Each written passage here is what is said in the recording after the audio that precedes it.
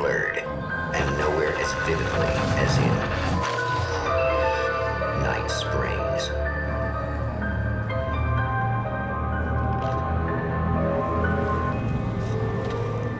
The man before you is a champion of light. He is part of a conflict between darkness and light that is both ancient and eternal.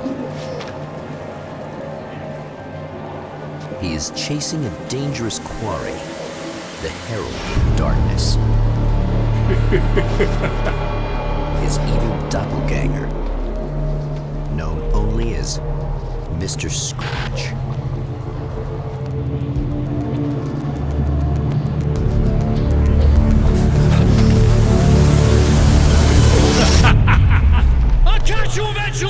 Maybe. But what are you gonna do then? By then, I'll have had my hands on everything you love.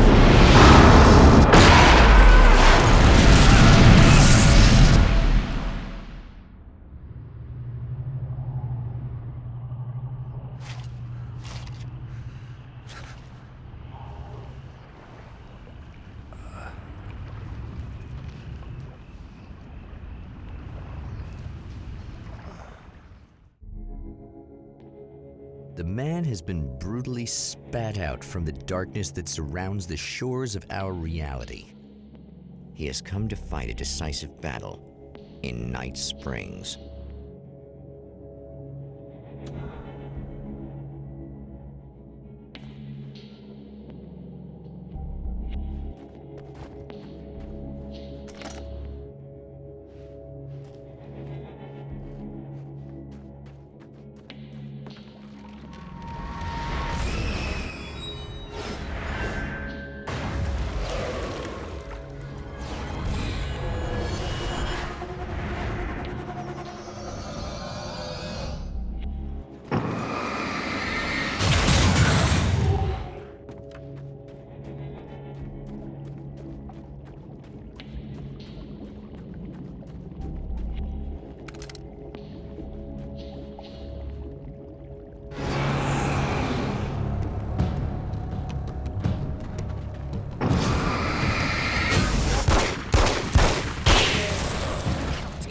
That again, huh?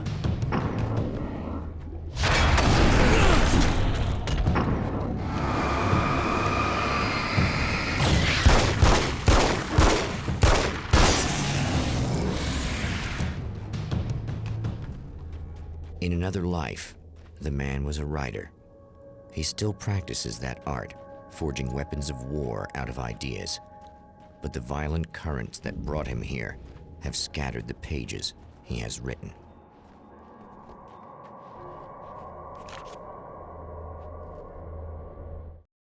My name is Alan Wake, and I'm a writer.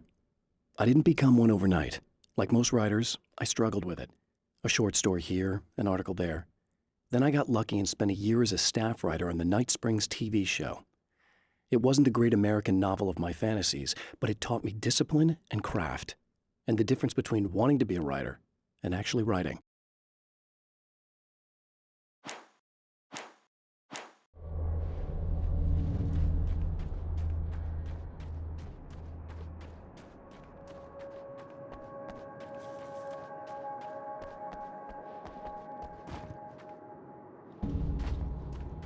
The lights of the motel promise safety.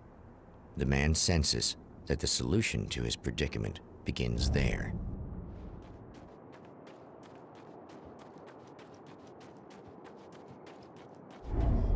Somewhere within the earth, space itself has been pierced, and from dark depths runs a steady flow of monsters. The man recognizes the hand of his evil double in this. He knows he must put an end to this madness.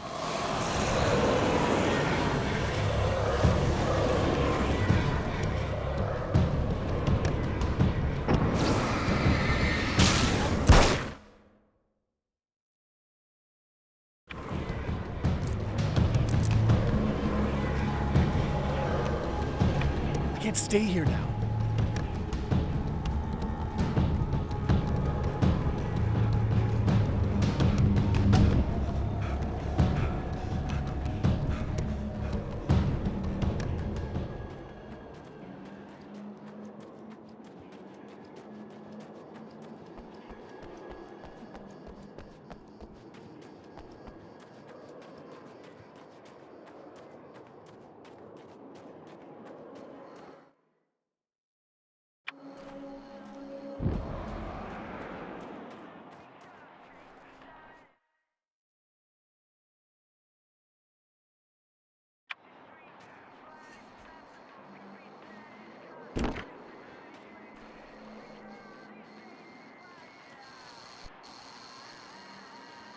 Hello?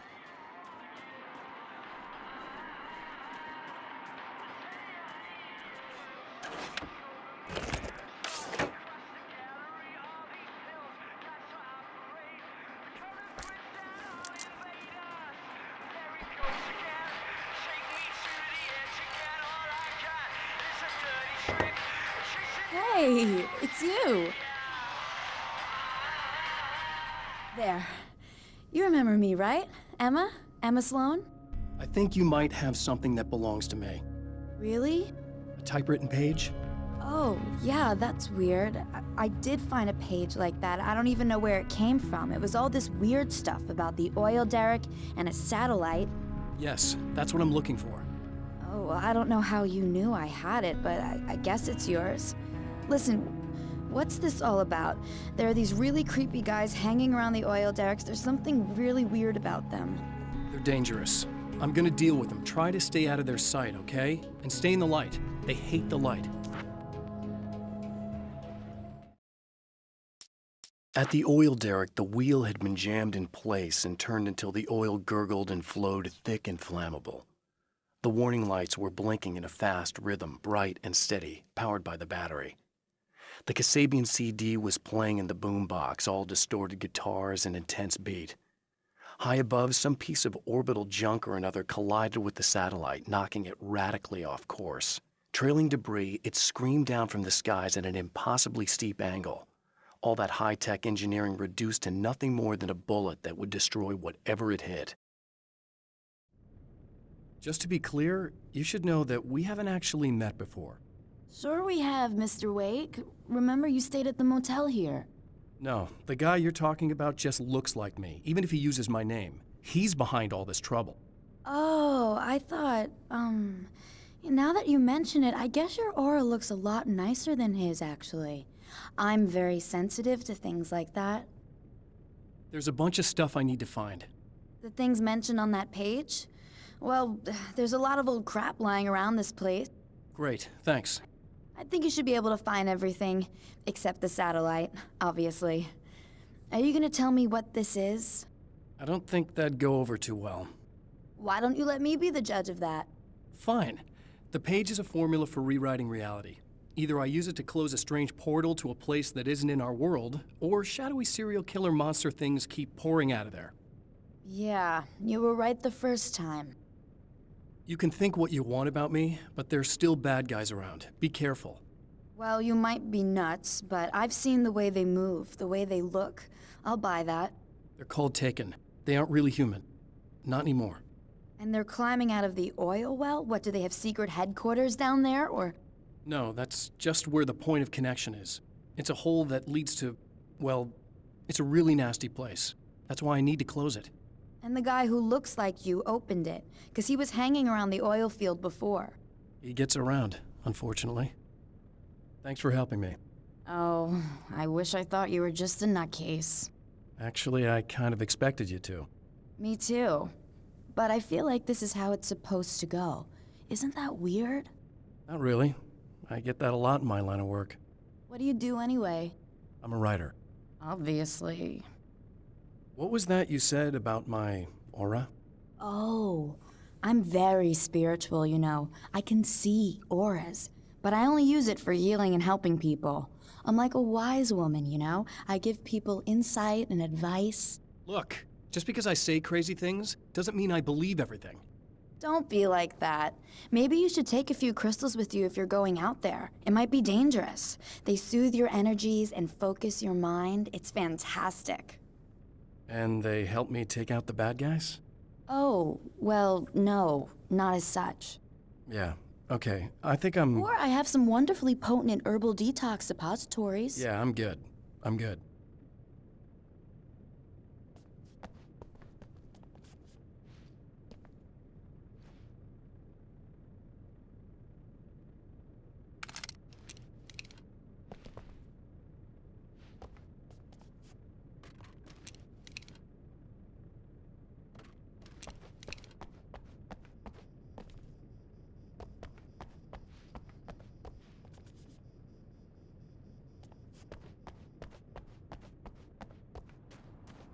The champion of light recognizes the page he got from the woman. It is a weapon of his own design, custom engineered to destroy the dark portal. If he recreates the conditions of the page, a great power will be unleashed.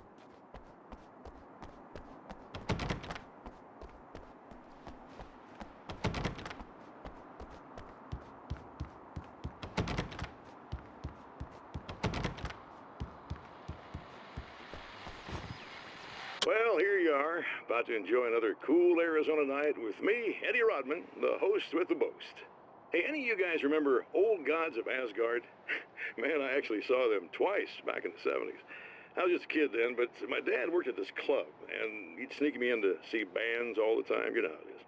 Talk about an education. Anyway, great band, couple of great albums, solid fan base, and then they kind of dropped off the face of the earth. Well, now, almost 4 decades later, they're making a comeback. And let me tell you, these boys have seen a lot of road. They're some serious rock and roll veterans, because they weren't too young even back in the day. Well, now I've got Odin and Tor Anderson, 2 of the original Old Gods, in the studio with me, along with their manager, Barry Wheeler.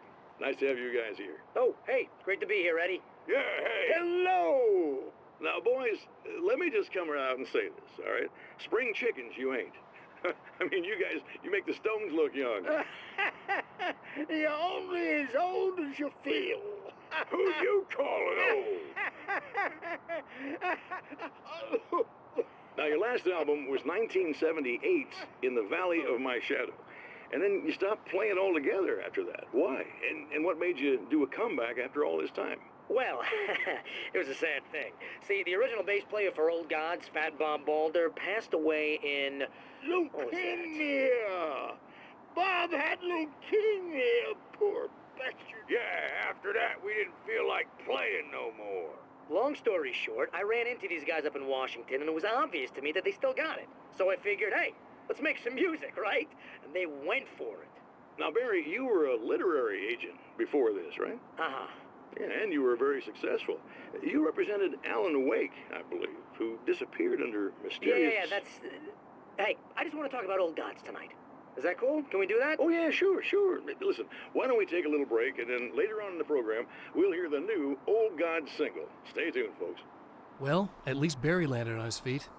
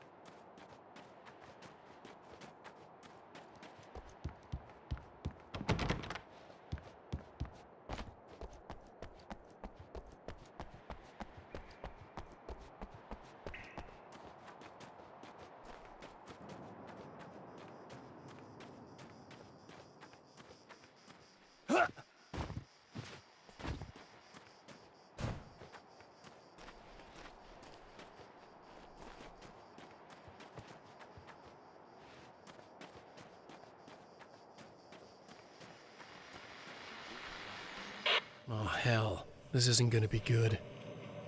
Is this on? How can you tell?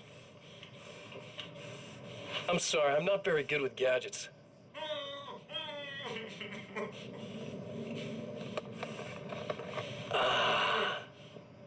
That's more like it.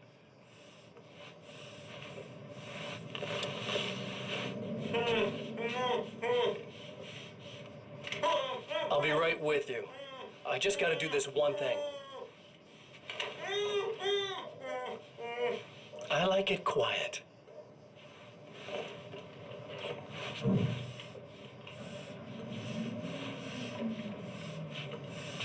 I bet you're wondering why this is happening.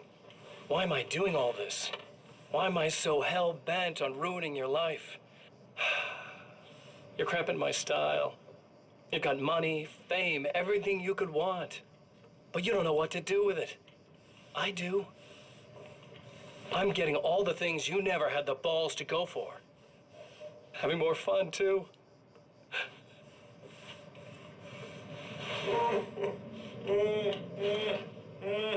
Do you know the real difference between us?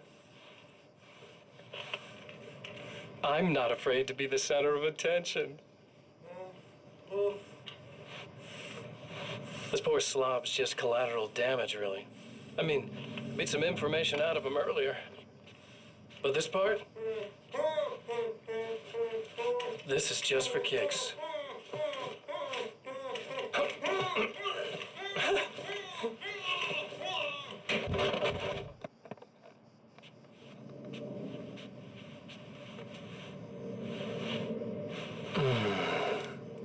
So quiet.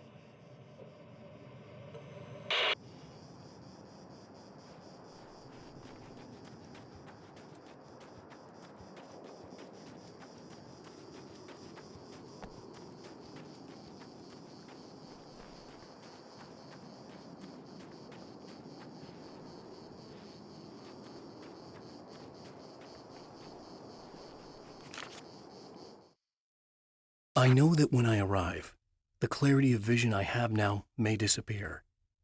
I've made my plans. I've prepared for this, but I know the transition from the dark place will be hard on me, and not just physically. It may affect my mind, my memory. These pages should help me remember and focus. That's worked for me before. Even if that fails, I think I will be able to trust my instincts. I'm navigating my own story. I'm hoping I'll know where to go and what to do, even if the details elude me.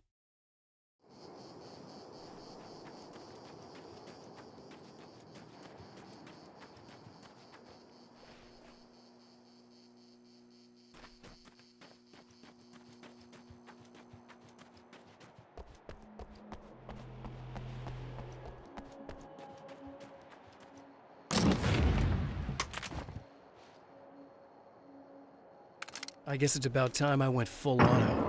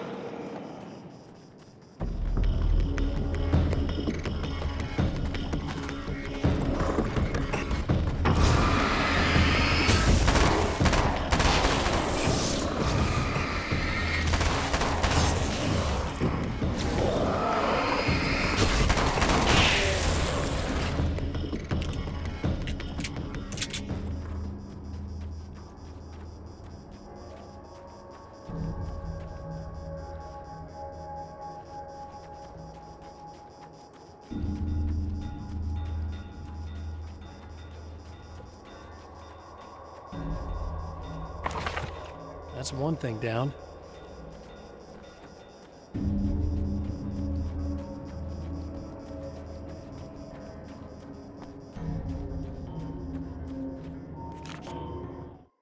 Some of the Taken aren't protected by the darkness like their comrades.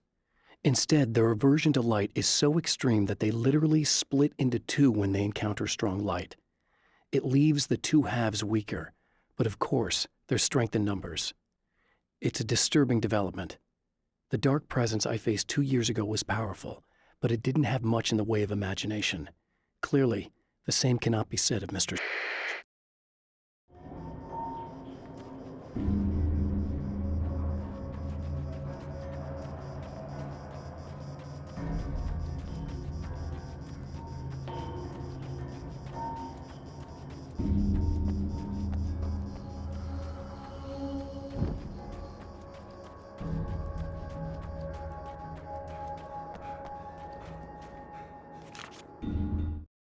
To change reality, you nudge it into the right direction. Your version of it is there, waiting. It wants to come true. All you need to do is help it achieve its potential. The devil is in the details. You change the details of the scene to match those on the page. If you get the details right, if you achieve that critical mass, the shift will come, and the rest of your new reality overrides the existing paradigm. The lie, no matter how outrageous, is now the truth.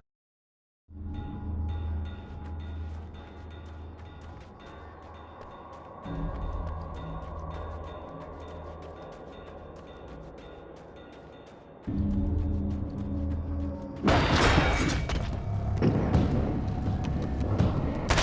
enemy tears itself in two to avoid the hated light. It becomes weaker, but more numerous. Such is the arithmetic of armor.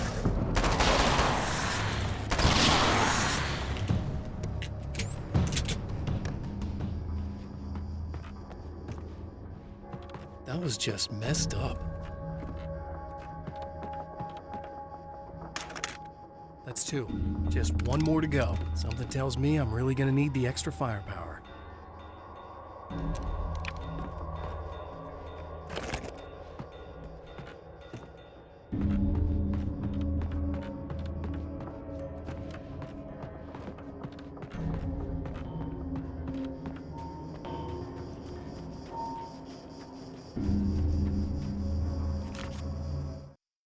The reality we take for granted is softer, more adaptable than we think.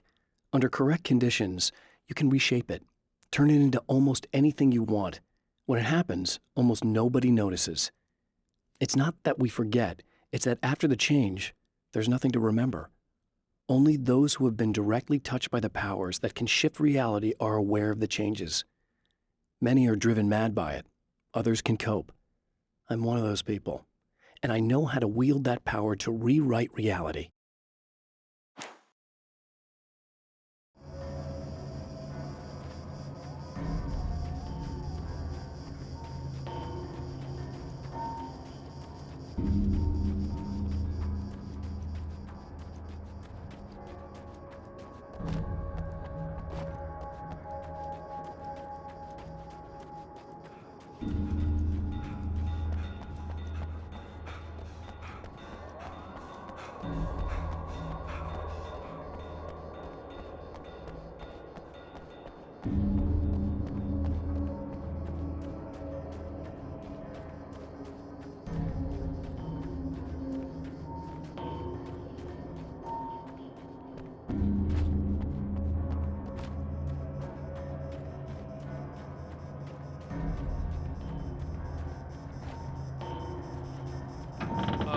Wait!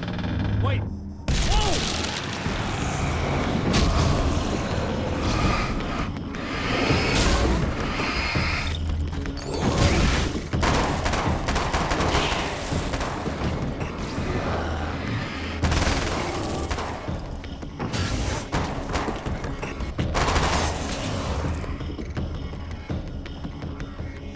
That's everything. The man has found the battery, but it is empty. It will need to be recharged.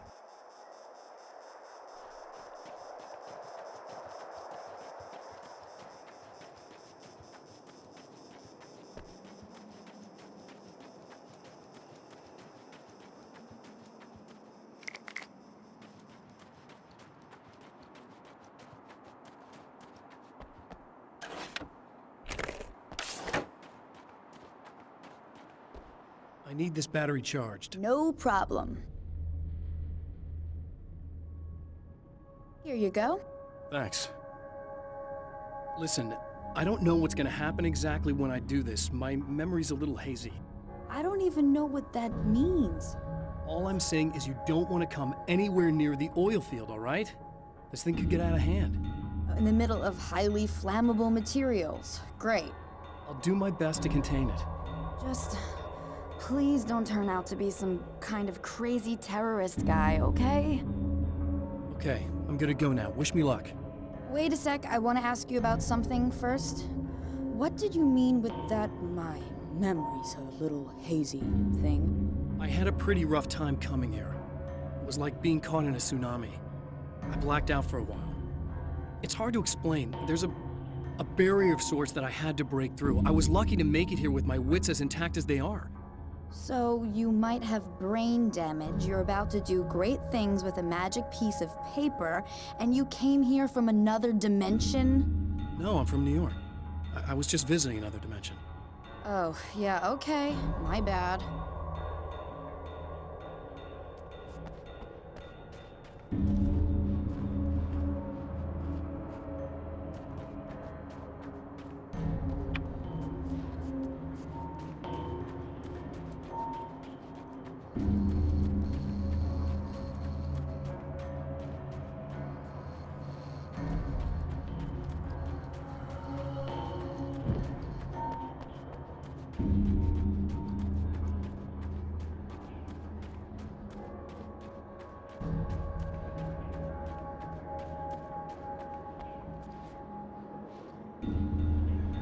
It's a little sad how many problems you can solve with buckshot.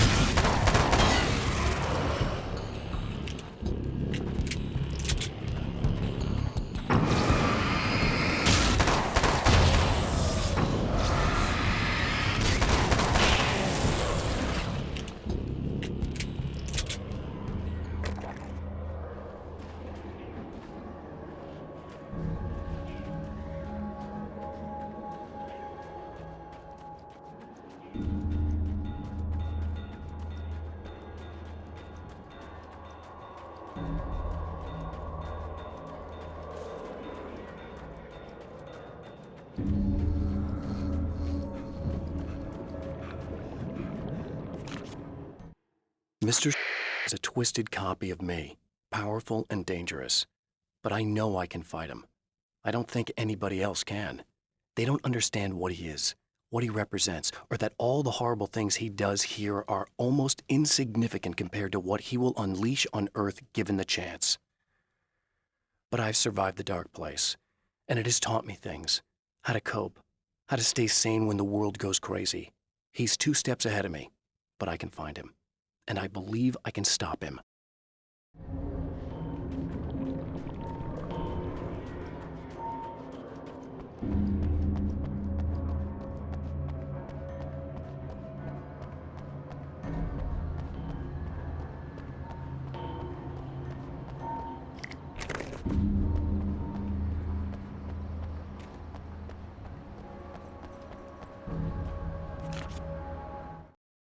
The strands of webbing glistened in the beam of my flashlight, fine, almost ethereal.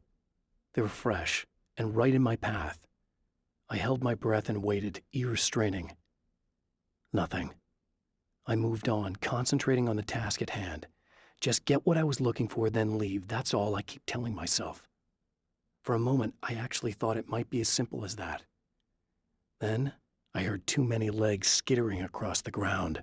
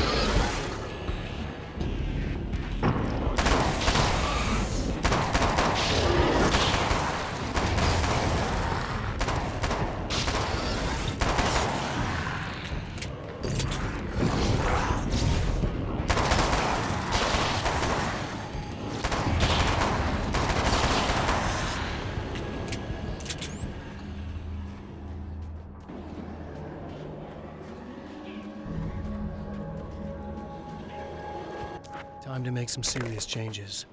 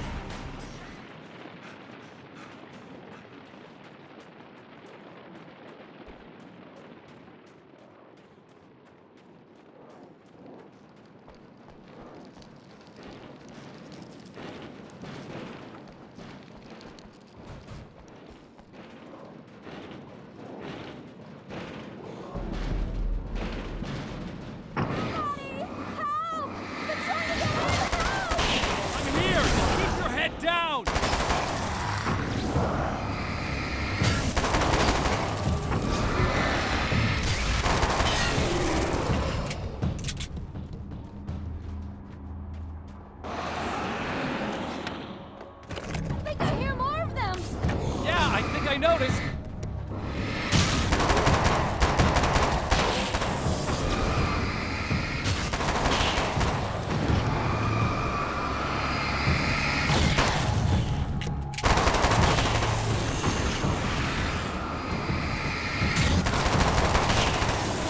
That's the last one. We're good.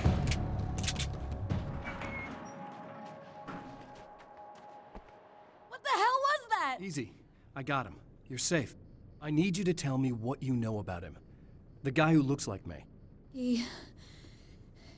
There was a party in one of the rooms. It was pretty wild. I'm not sure which room it was in. You didn't attend. No, I wasn't there. But it got way out of hand. Anyway, I heard that he went to the diner and there was a fight there or something. Maybe you could find out more from there. I got some keys that you could maybe use. You just happen to have the keys, huh? Fine. I'll take a look. Stay here. Like hell. I'm getting out of here as soon as you leave so I could close up this place and go home. Emma, you really want to stay here in the light. Yeah, thanks for the advice, but I'm not sticking around. Just go already, okay? Are you okay? I guess. Thanks for the help. Were those what'd you call them? The Taken? What are they? It's complicated. Short version, the darkness can take people over. That's why I had to destroy the oil derrick. Otherwise, they would have overrun the place. Wow, I didn't think you'd actually do it. I mean, I didn't think it'd work. That's crazy. Let me just try one more time at the risk of sounding like a broken record. It's bad out there. I don't want you hurt. You should stay put. Yeah, while you turn this place into an inferno, run around shooting things up and play some kind of weird games with your psycho evil twin. Don't get me wrong, you're nice for a weirdo. I'm impressed as hell by all of this, but enough is enough. I seriously just want to get out of here, okay?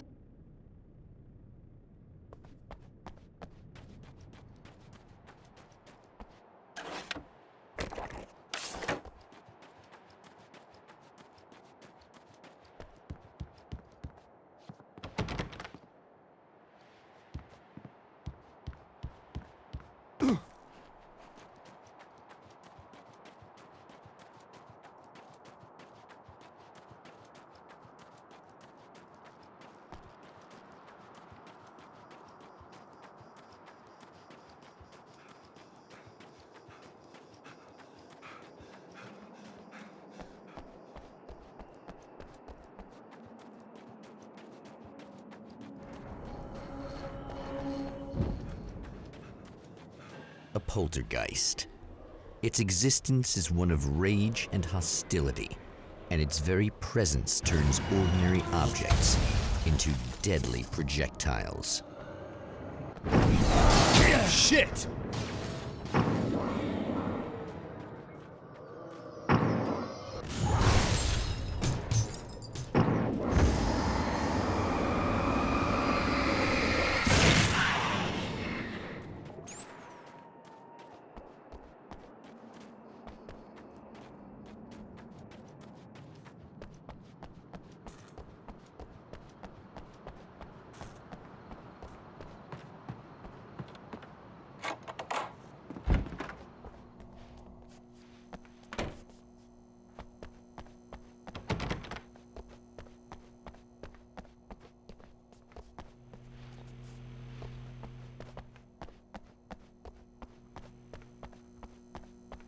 The scene, traces of violence, a callous midnight snack, a room key left carelessly behind.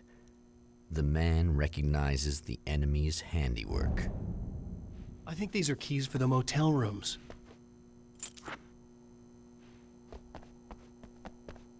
Satellite and now this? That place might be involved.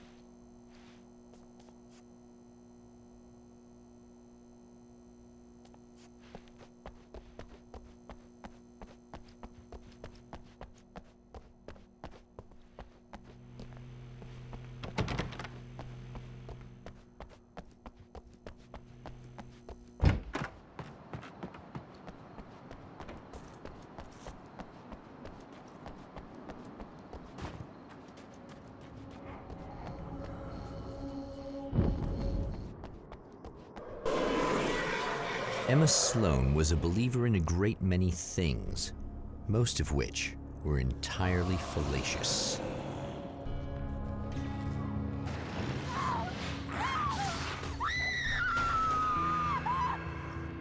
Emma Sloan, an innocent victim of his dark half. More collateral damage in the ongoing war.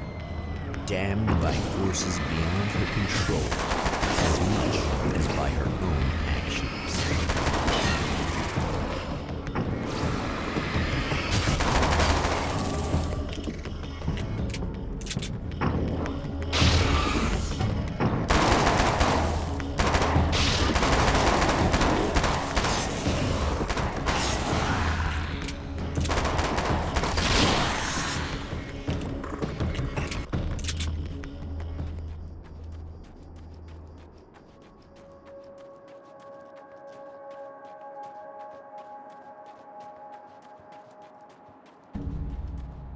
Damn it! Why didn't you listen?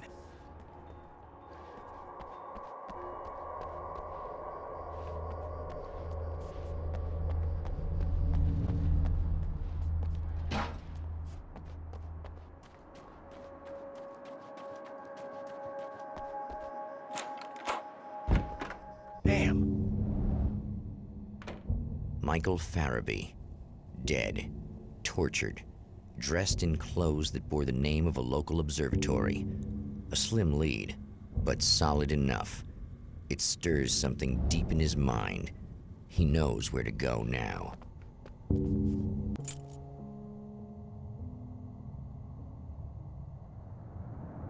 The observatory, hot on the heels of the Herald of Darkness, the champion of light forges on to see the stars.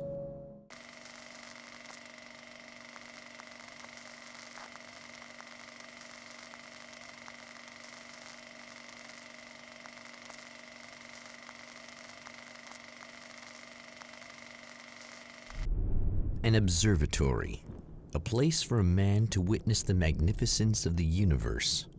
But such insights are not what the champion of light is looking for. He has come to find a weapon.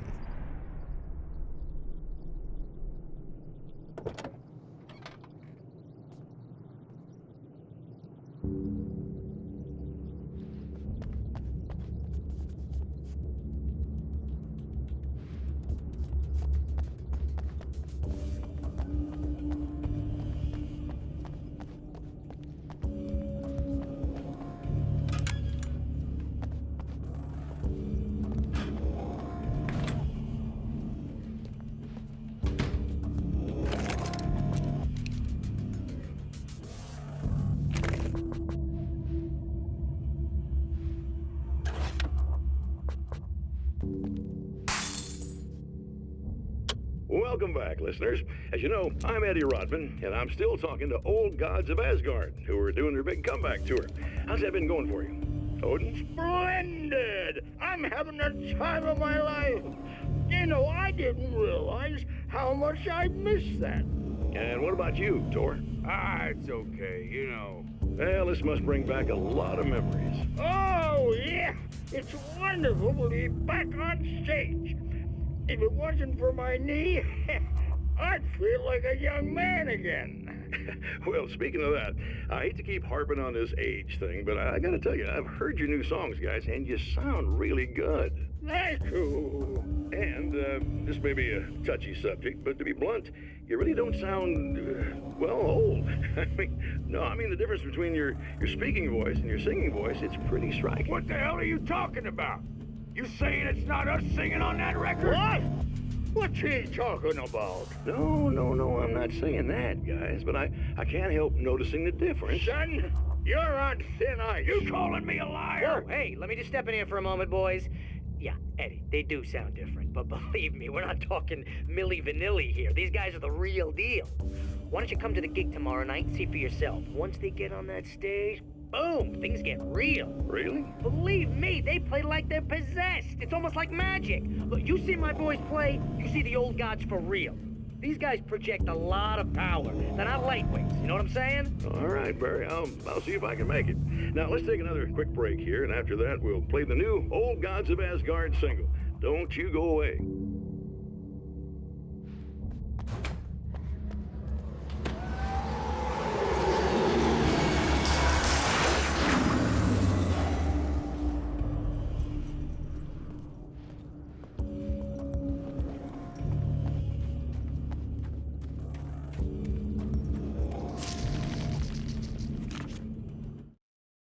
As a storyteller, my first real love was crime. And it was in that genre that I finished my first novel, starring the perpetually miserable Alex Casey, whose entire life was a wound that never healed. The books sold as fast as they hit the shelves. I wrote 5 more Alex Casey books, and they all were bestsellers. I became rich. I became famous. Success brought pressure, and I didn't handle it very well.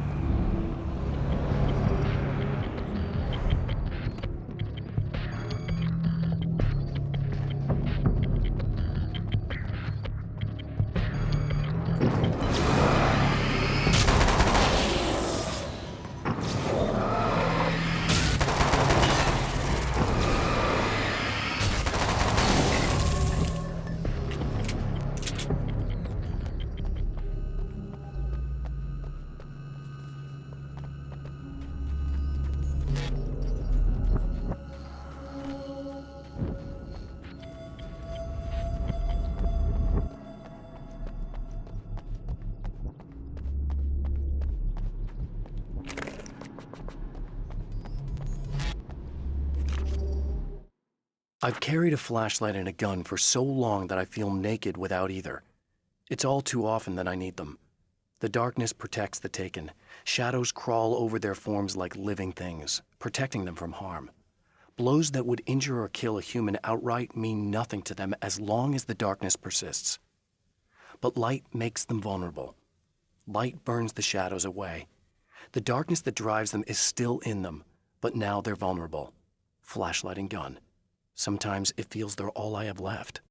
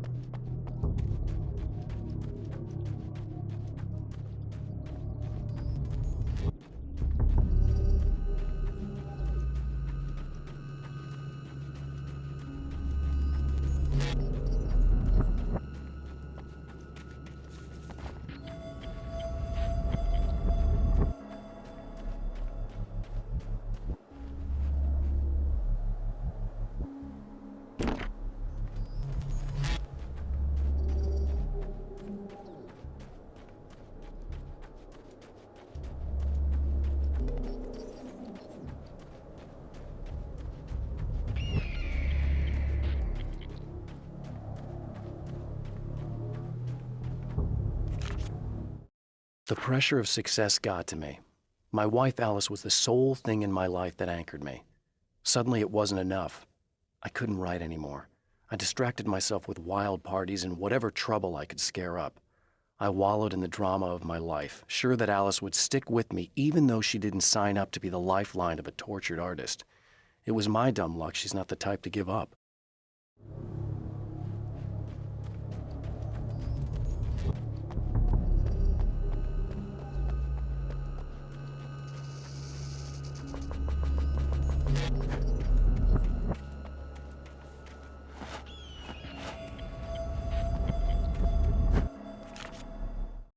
The spiders aren't really the work of the enemy. They're a side effect, a part of the dark place's less significant fauna that has managed to slip through the opening I made when I arrived. Less an animal than an idea that has assumed the form of an animal. Makes them no less dangerous, but at least they're a little easier to deal with.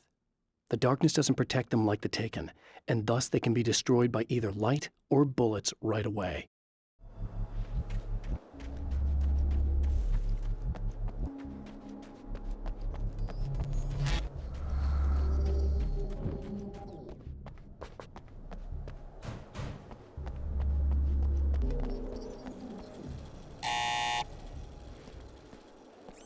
Hello? I'm Dr. Rachel Meadows, and... Wait a moment, it's you! I can't believe you dare show your face around here again.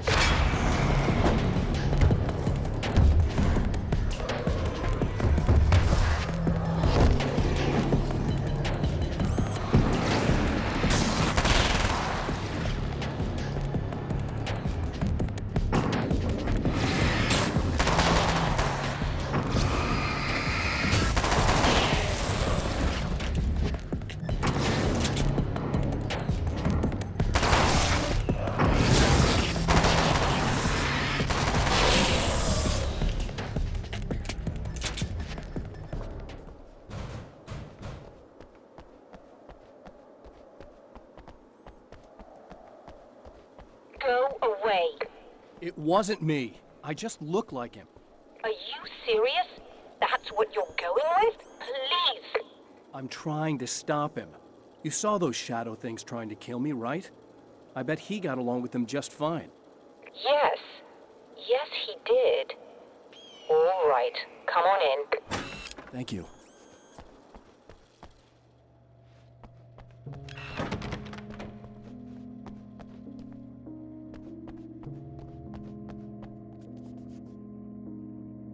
Hey, buddy.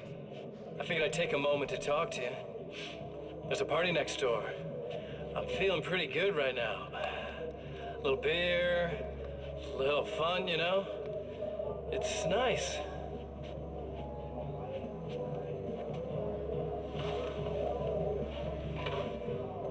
Listen, this whole thing between us, it's a little weird for me too, you know? I mean, we don't just look the same, there's a lot we share. I mean, up here, I know you, right? So I was thinking maybe we could...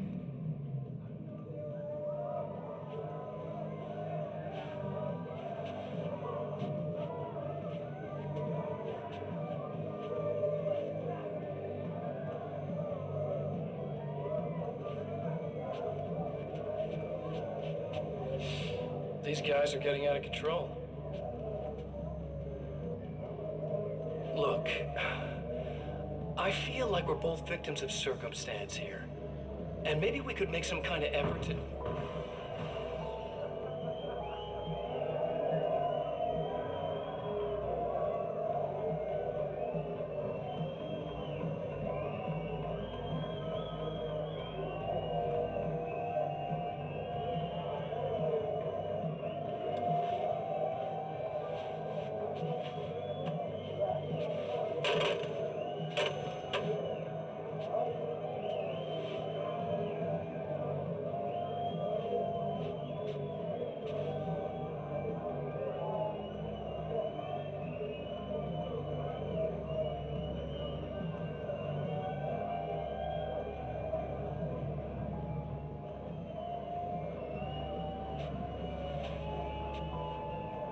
Never mind.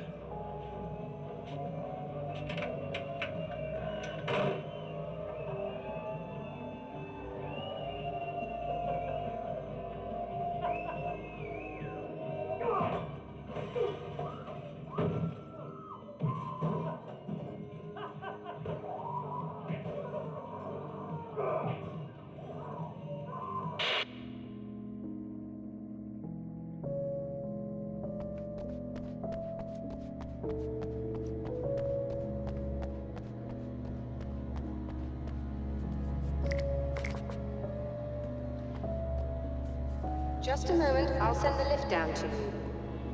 I didn't expect to see anyone here tonight, but I'm relieved to see an actual person. That's assuming this isn't some kind of cruel trick on your part, of course.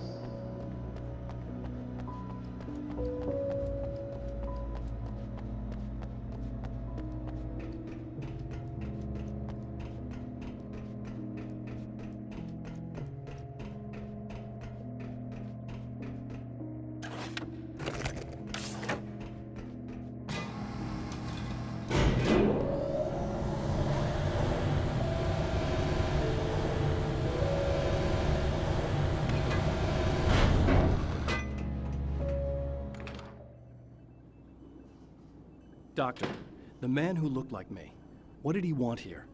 There's a strange astronomical event happening right now. Something I can't begin to classify, but I think it's disabled our satellite. There's a very peculiar signal that we're receiving. A signal? That's what I'm here for. Well, so was he. But he didn't seem to understand it at all. He got very angry, sabotaged our imaging array, and now we're blind.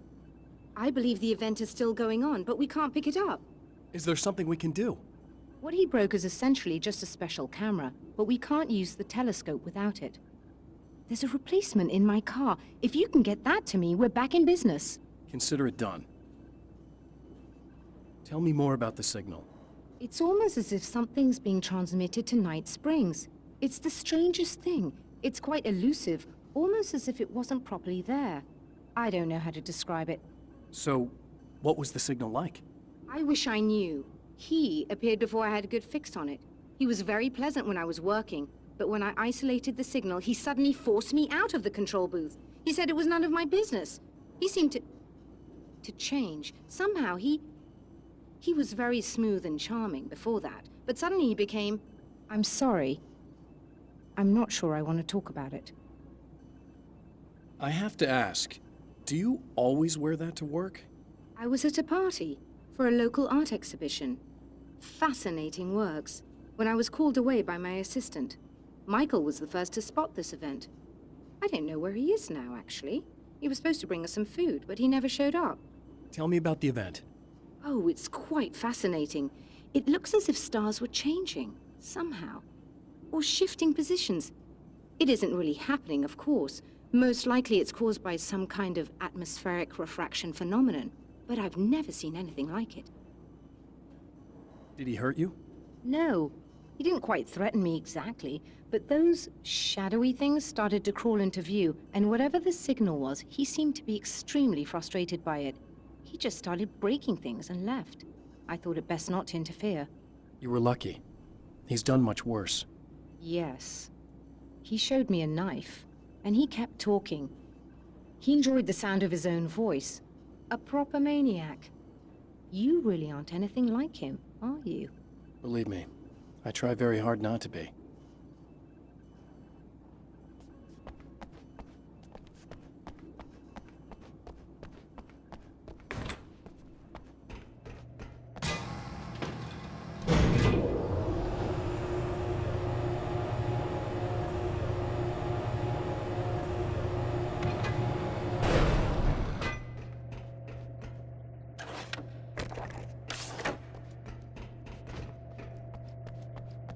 Good luck, and try to be careful. It's a very expensive part, and we don't have a replacement. Oh dear, that sounded more callous than I intended. Be safe.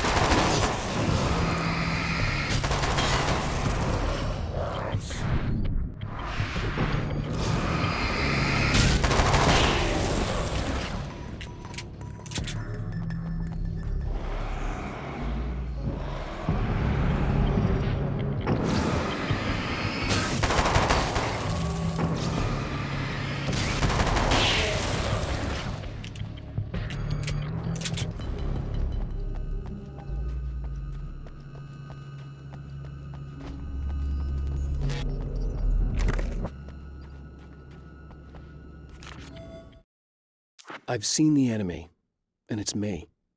I've faced dark horrors before, things that live in the unimaginable pressures of the world beyond our own. Sometimes they masquerade as humans. That's what ultimately lurks inside Mr.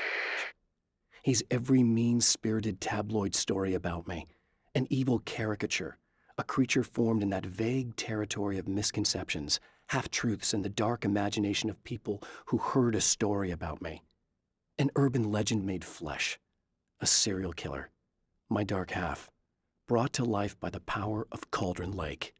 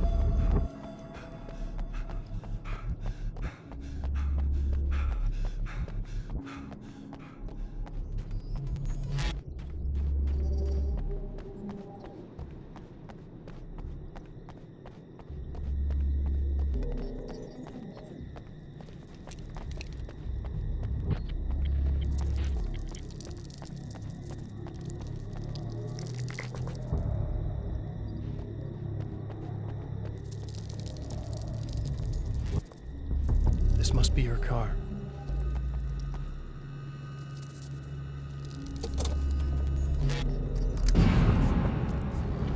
Ugh.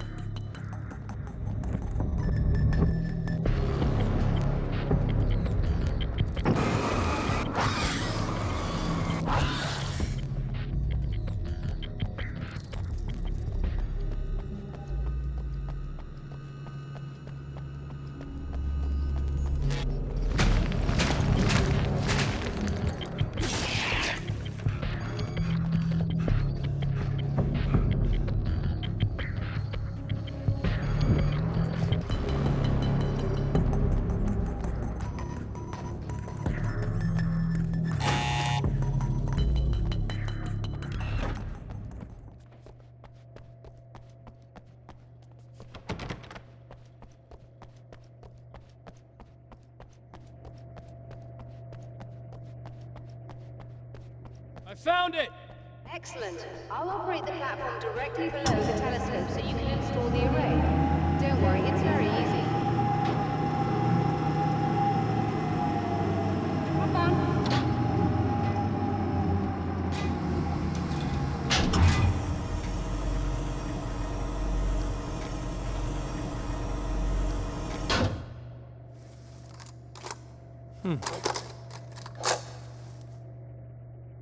Brilliant, you've got it. I'll just run a quick diagnostic on it. Yes, it's in perfect order.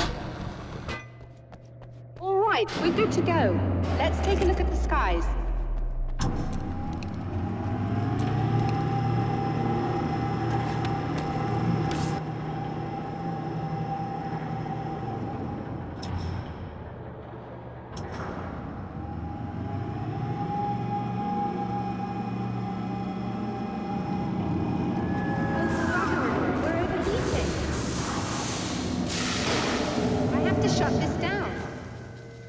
Problem with the automated coolant system. Somebody just interrupted the flow. So now what? Well, you could go and open the secondary coolant flow valves manually. I know it's dangerous there, but, well... I got it! Please come talk to me if you have questions.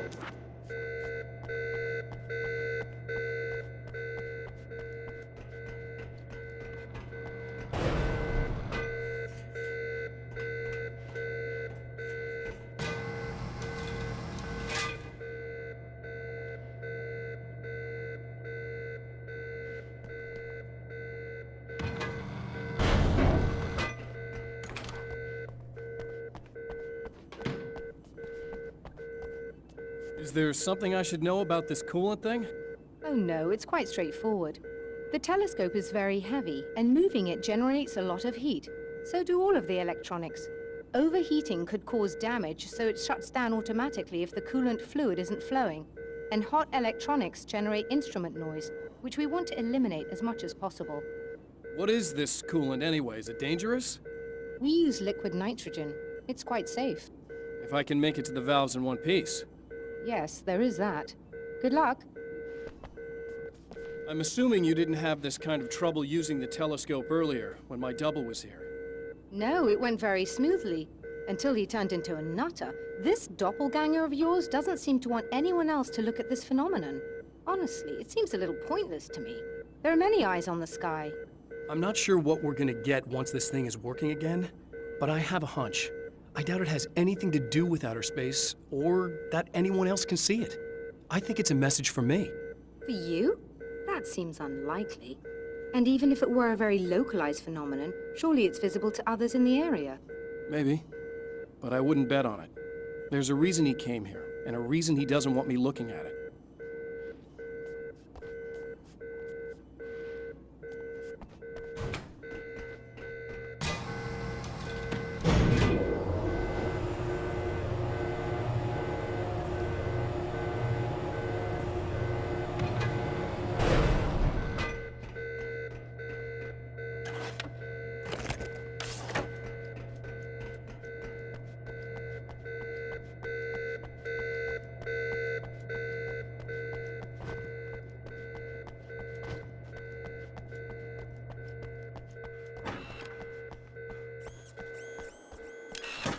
Just remember, you need to release all 3 valves.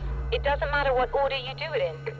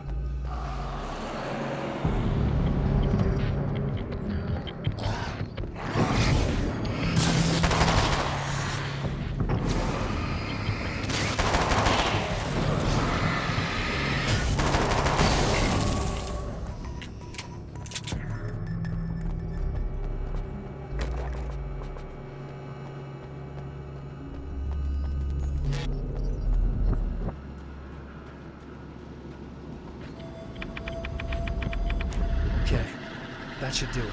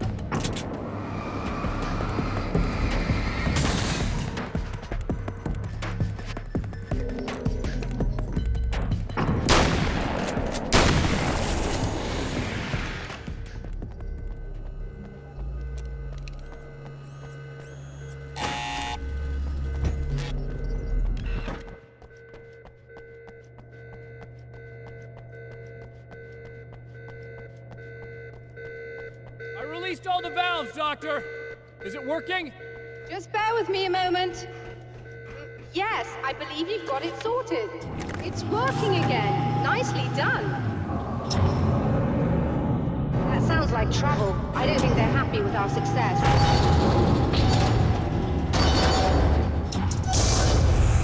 Look out, they found a way in.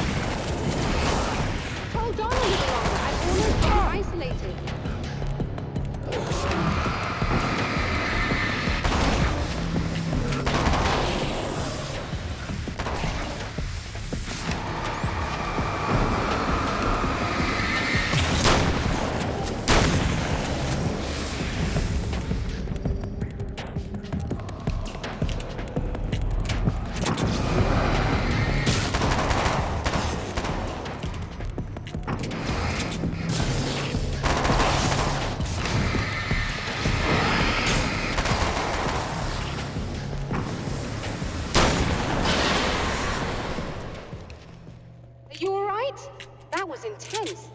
I'm sighted in now. I still have no idea what I'm looking at, but it's very strange indeed. Oh, where are my manners? Please, come on up. I'm sorry, I was distracted.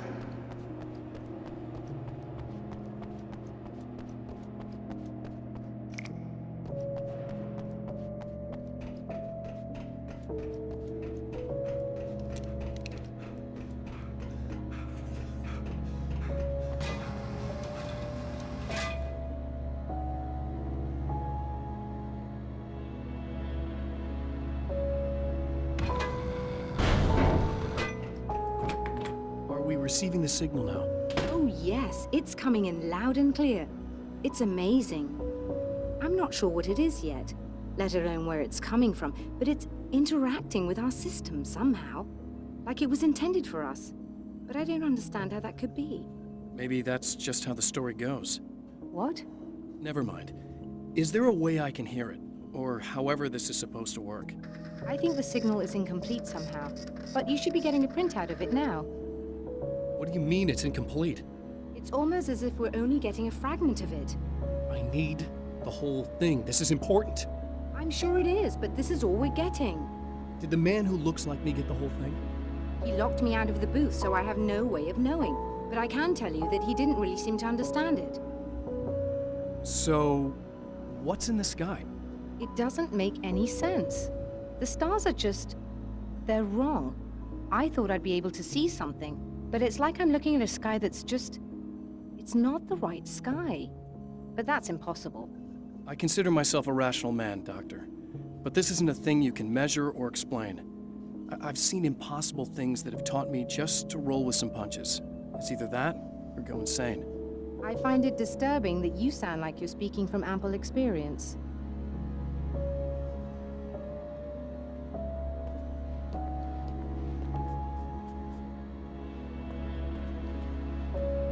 A printout of a signal. It too is a weapon created by the champion of light. In its words, stirs a new reality. But it is incomplete, and yet it provides a roadmap for the man to follow, a course that will lead him to a place where he may confront his enemy.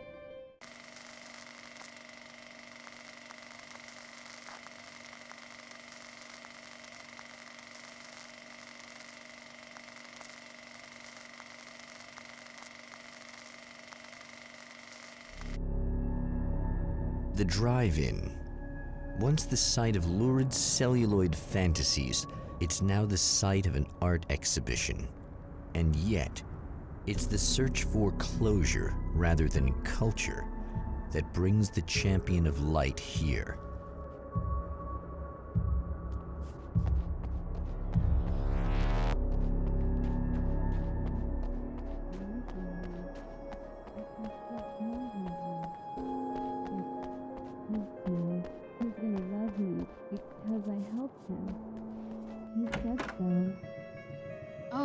it's you. That's fantastic. Are you okay? Go away. No, I want you. But you'll get angry if you're here. So, you gotta go. You know I'll do what you want. Okay. I love you so much. Did you know that love hurts? Are you gonna hurt me now? 'Cause you should. Lady, you got darkness on the brain. I think I can help you if I can get the lights on in here. You can't turn the power back on. It's not allowed. You said. So, where shouldn't I go so I don't turn the power back on accidentally? It's the big building on the other side of the drive-in, but it's locked. Where's the key? Just so that I know to avoid it. It's on the wall next to the cash register. But you can't. You can't.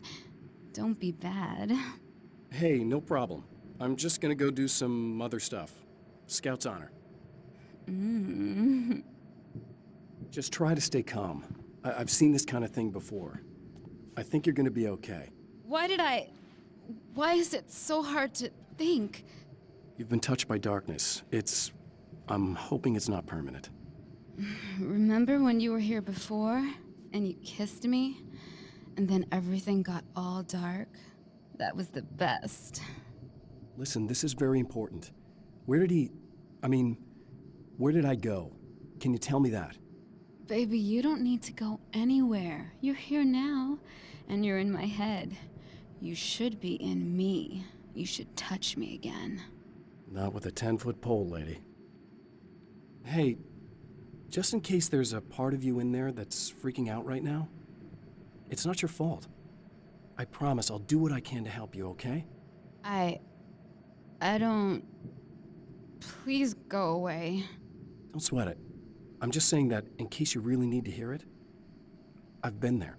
I think there are spiders in my eyes. I think you put them in me. Yeah, I'm just gonna go now.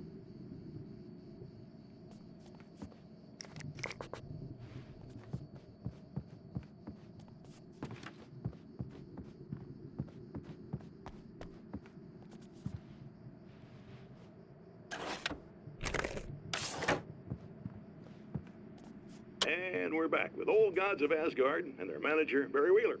Guys, you're on your comeback tour, and you're playing a lot of your classic material, but you've also got a new single out, right? How'd that come about? Was it hard to go back into the studio after such a long time? Are you kidding me? They were chomping at the bit. They were just itching to stretch those creative muscles. Now, it had been a while because, they spent a lot of time in, Retirement. We were retired. We were? Yeah. No. We were at the lodge, and we escaped. We were at the retirement, retirement thing. Yeah. So, really, once we got in the studio, things started happening. Now, the music has changed a little bit, and the boys were a little rusty, so it took us a while to find the right gear. But hey, once we got going, boy, they kicked ass. And it's an awesome song. It's called Balance Slays the Demon, and seriously, I think it's their finest work. And hey, I should know, I produced it. Oh, really? I didn't know you were a producer. Well, this was my first time. I mean, they needed a little bit of guidance, you know what I mean? I mean, don't get me wrong, these guys are the best.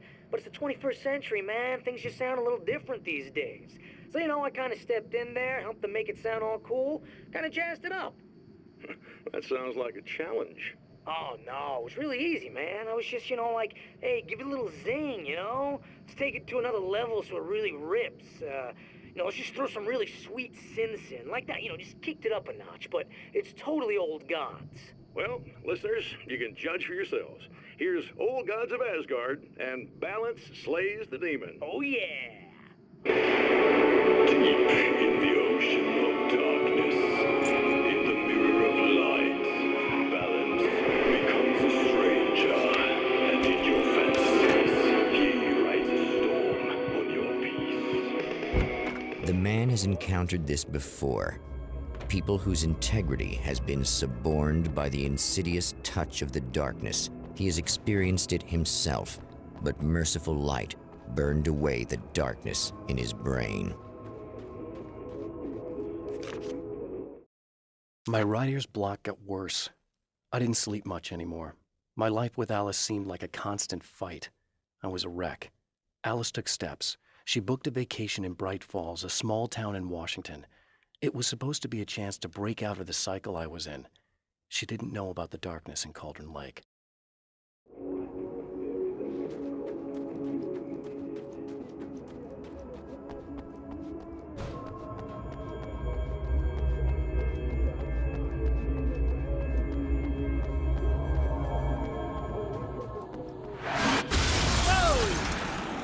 Not good.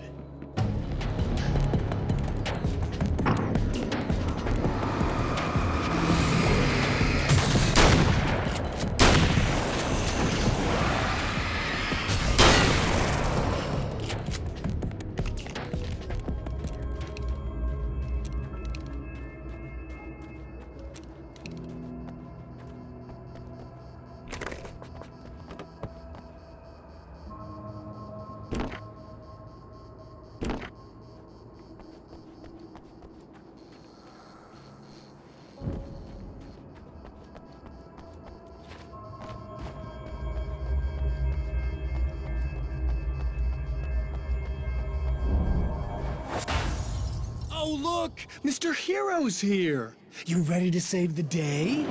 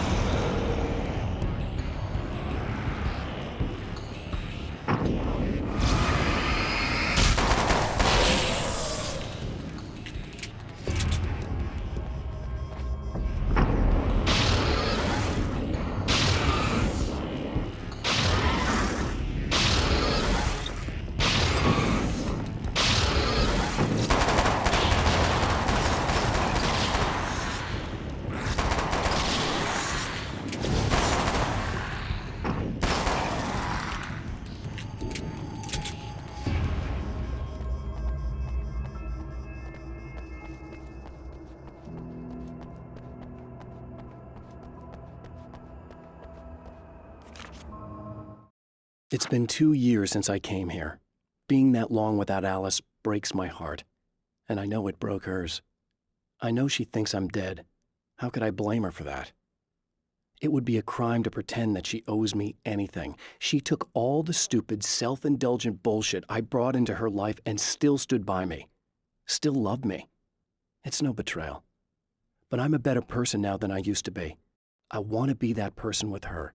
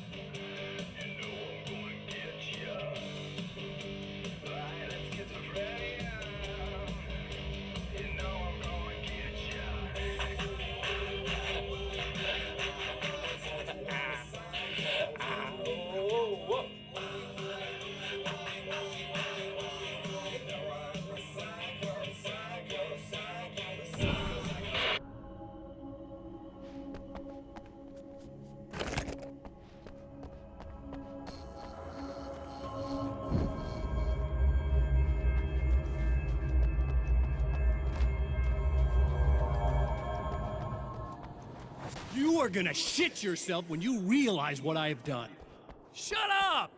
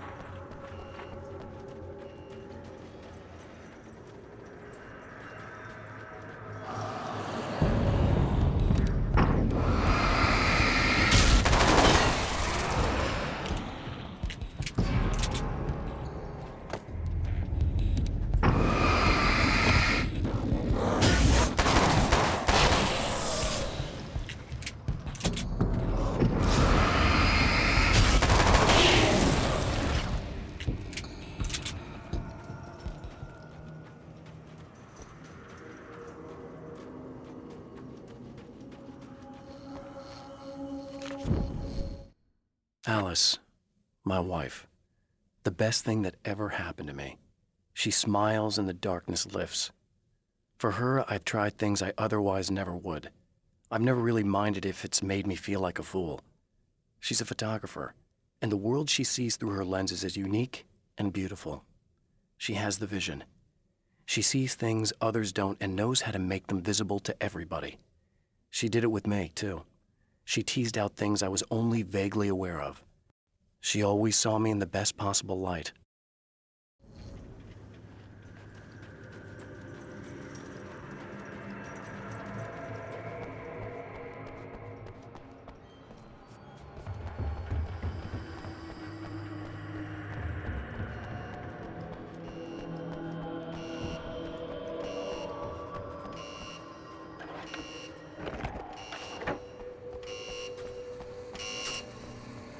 Okay, I should be able to figure this out.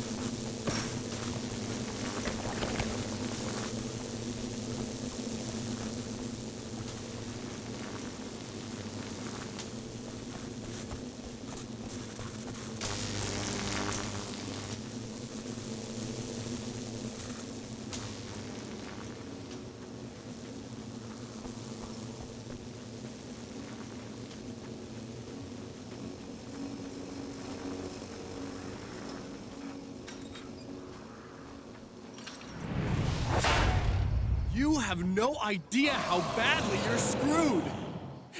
It's gonna be a blast to watch you find out. Don't want to get hit by those.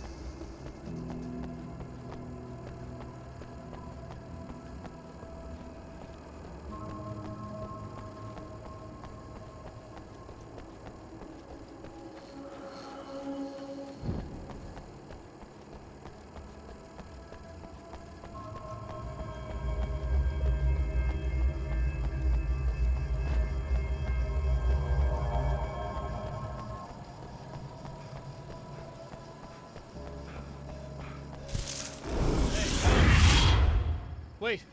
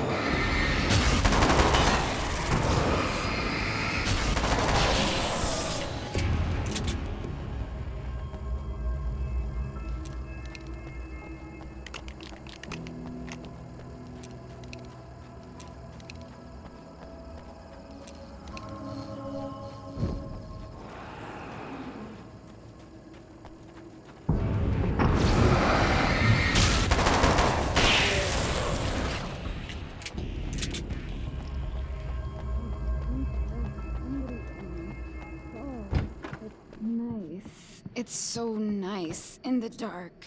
I can smell you. I can smell you out there.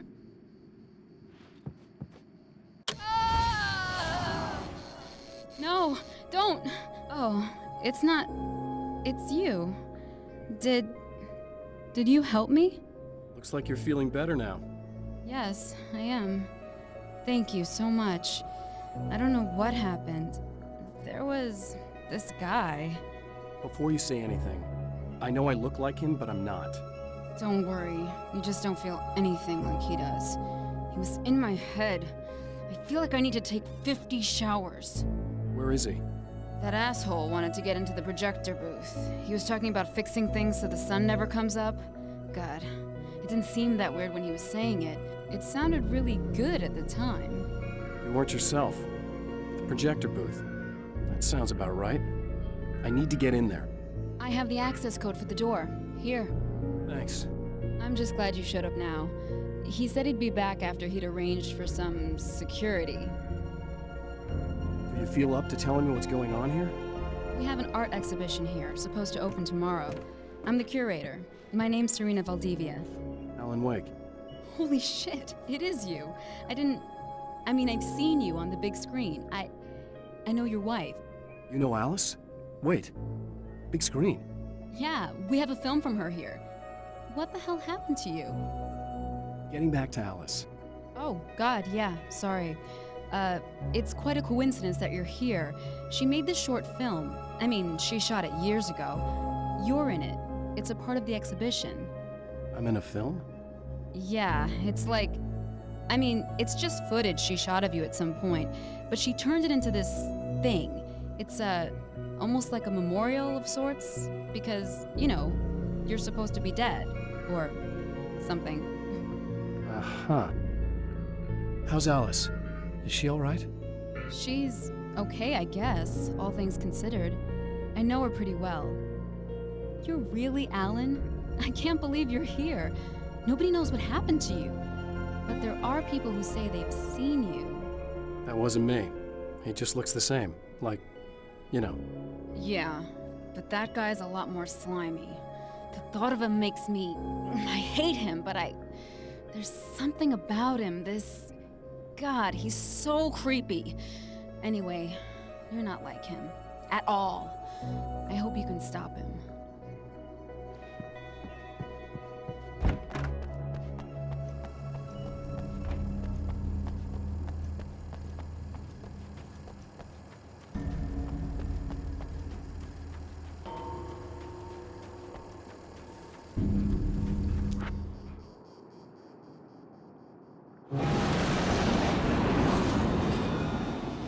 That's the security system? I guess it was too much to hope for an alarm and a fat rent account.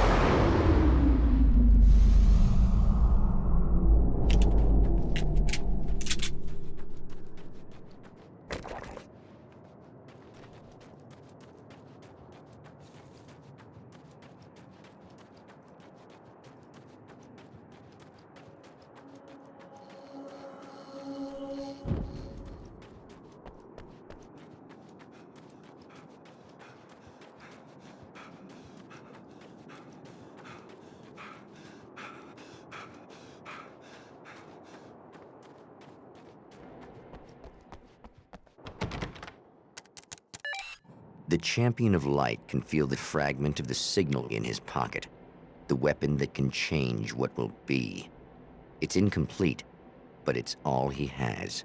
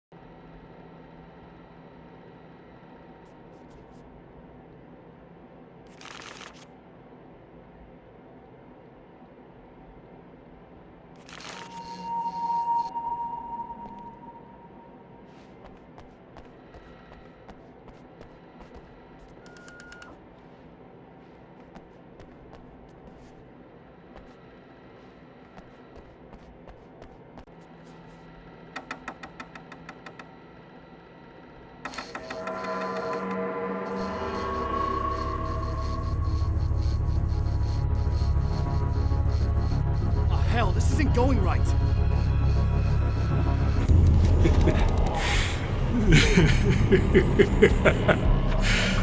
You've been up to something, haven't you?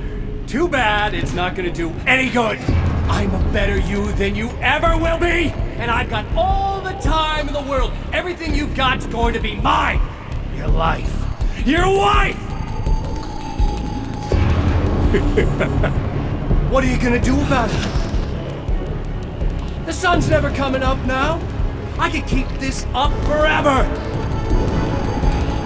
Show yourself! Whatever you say, buddy!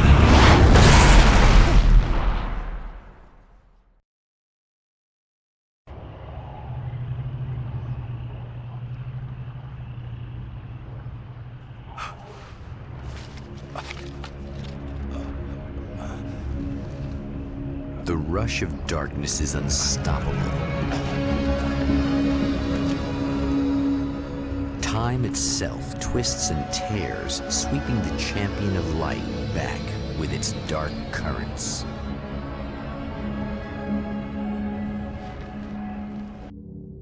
Again, he enters the world, but now he sees the trap for what it is, a maze that loops back into itself. I'm here again. He sent me back.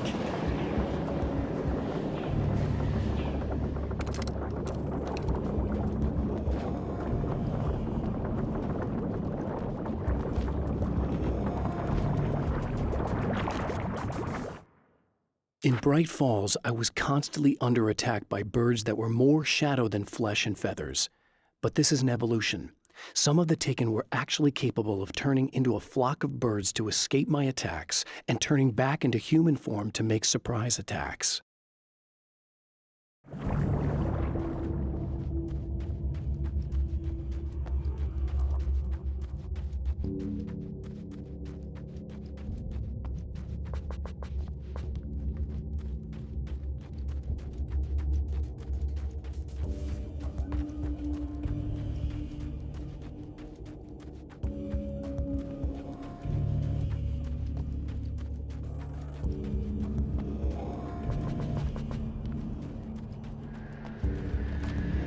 Oh, not birds again.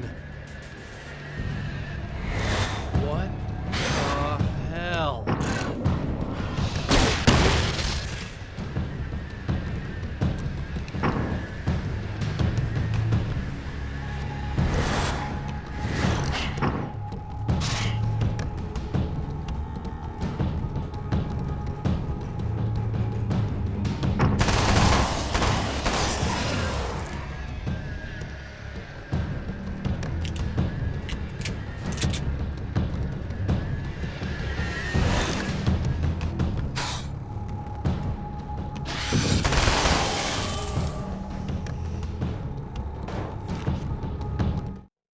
I'm trapped in the darkness.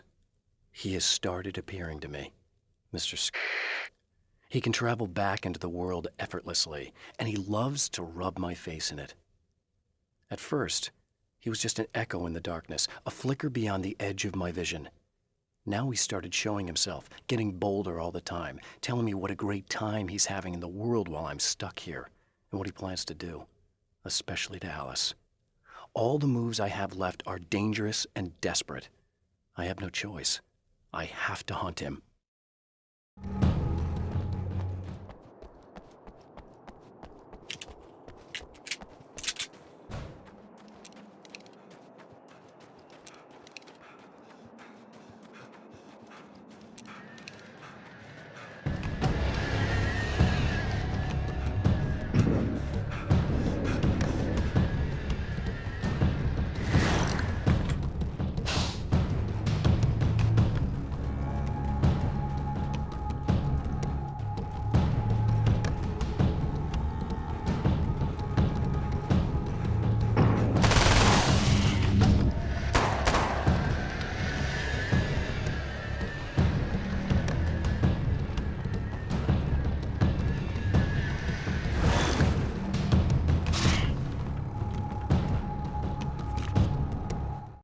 With all the herbs, crystals, and the rest of her New Age paraphernalia, Emma Sloan had been called a hippie and a freak and worse.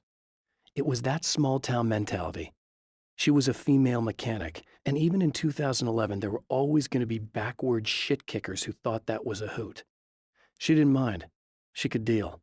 She could take any engine apart, even the new ones with all the computers in them. Turned out that these boys were awful polite while waiting for her to put them back together.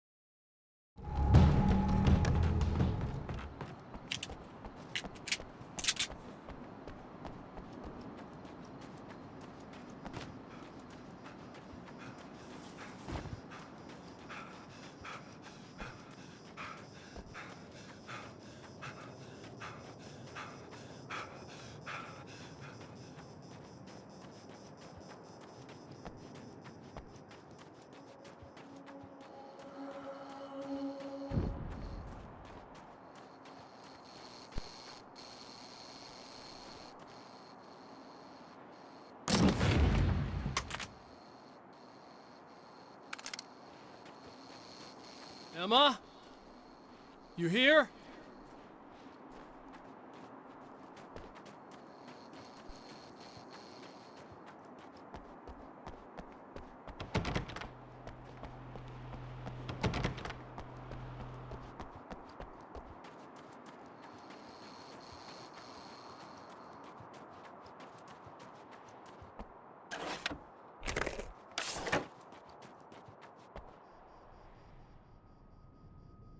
Wow, it is you.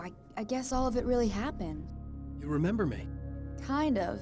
I felt weird all day, like I could almost remember a dream I had, and then, just before sunset, I remembered the page. Yeah.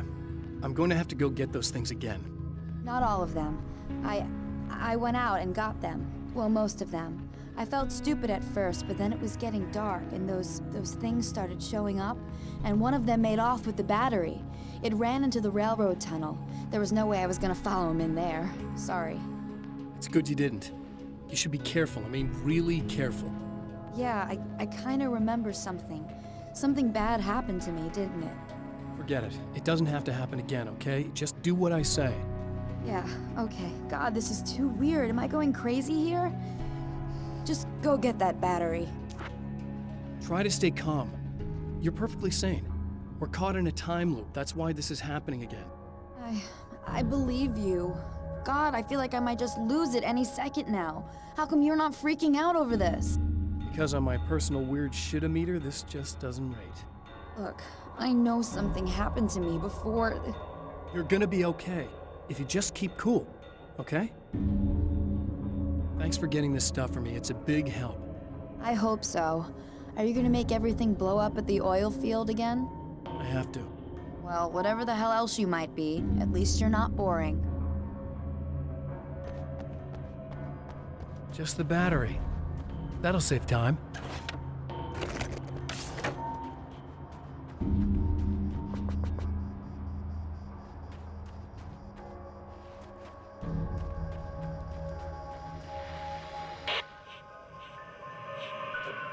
Okay. So this chick just came up to me and said she's my biggest fan. I know. They all say that, right? And she's giving me the eye. So I make a couple of moves. We have a couple of drinks. And then things start happening. But I say I have to go to the bathroom first. Uh-oh, right? She's got no idea. Watch this. This is gonna be priceless.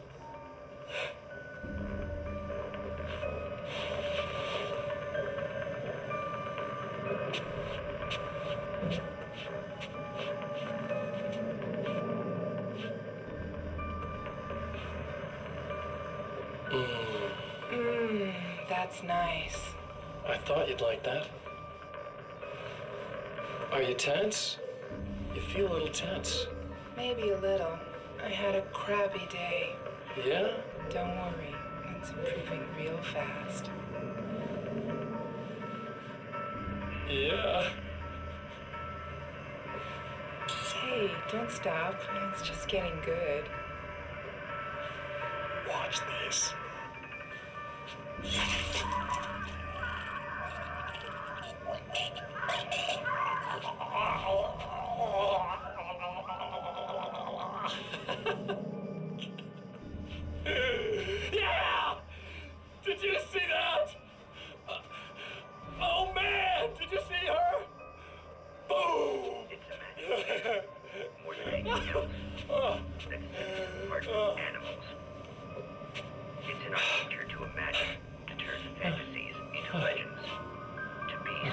storytellers.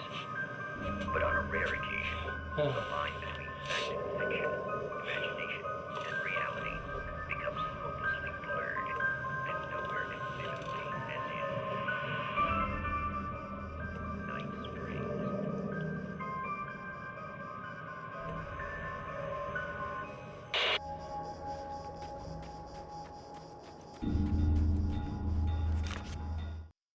Night Springs doesn't exist. It's a fictional town from the TV show I used to work on. It was Any Place USA, a place we used as a backdrop for whatever strange story we had that week.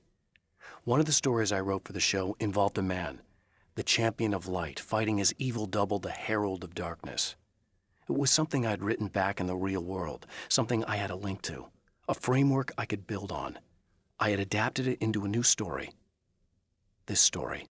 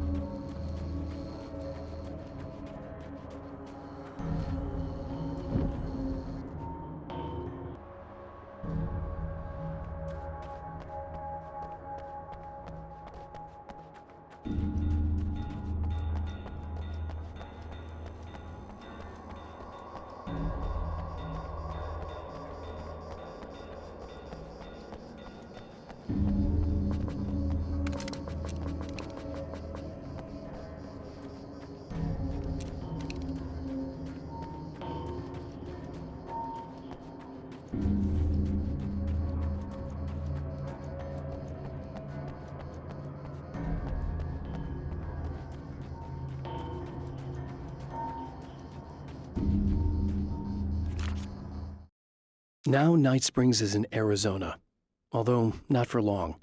It's in Arizona because whatever the town that has become Night Springs is really called is located near one of the thin, worn places in the world where dreams and reality flow together and life is always a little strange. Perfect analogy for Night Springs. I can't return to the real world. I've tried, but I'm operating on dream logic, forcing the door open a crack so I can slip through. I can enter the strange little town of Night Springs.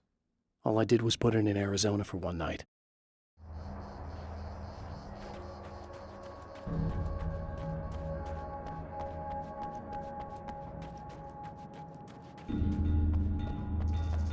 Well, this should be perfectly safe.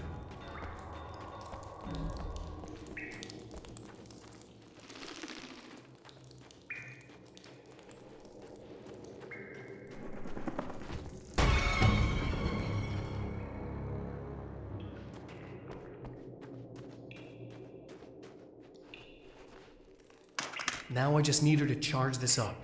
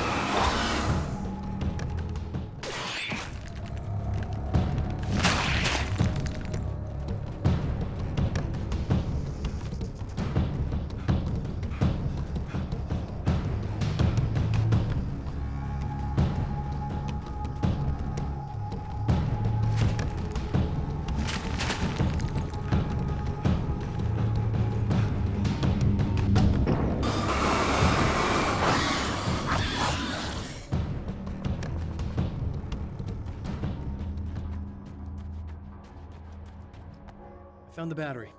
Okay, I'll charge it. Here.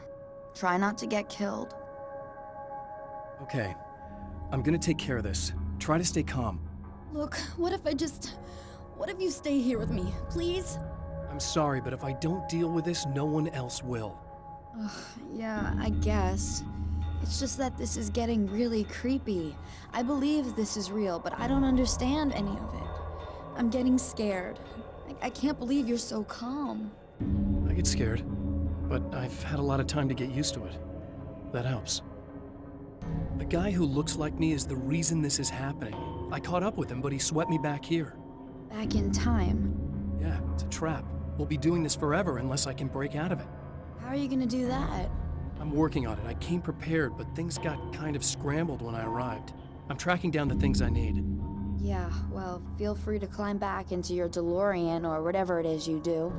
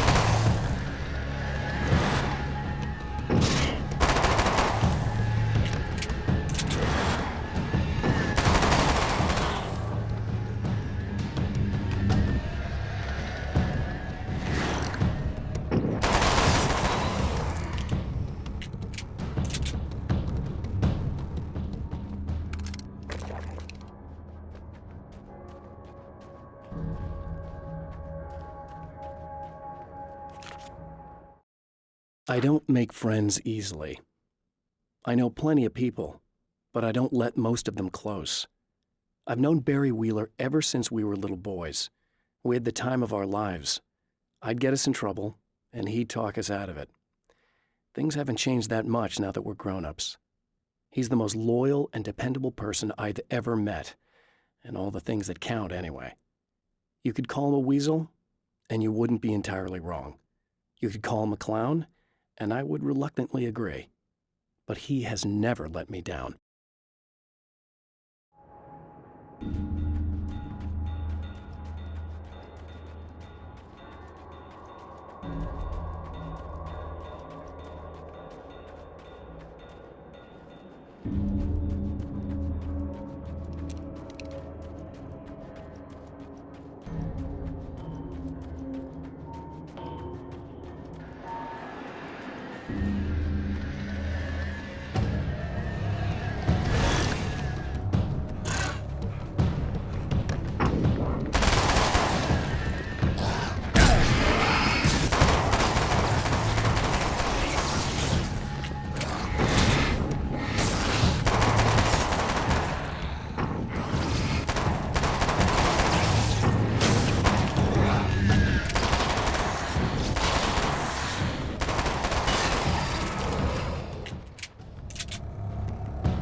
Here we go again. Better get ready to run.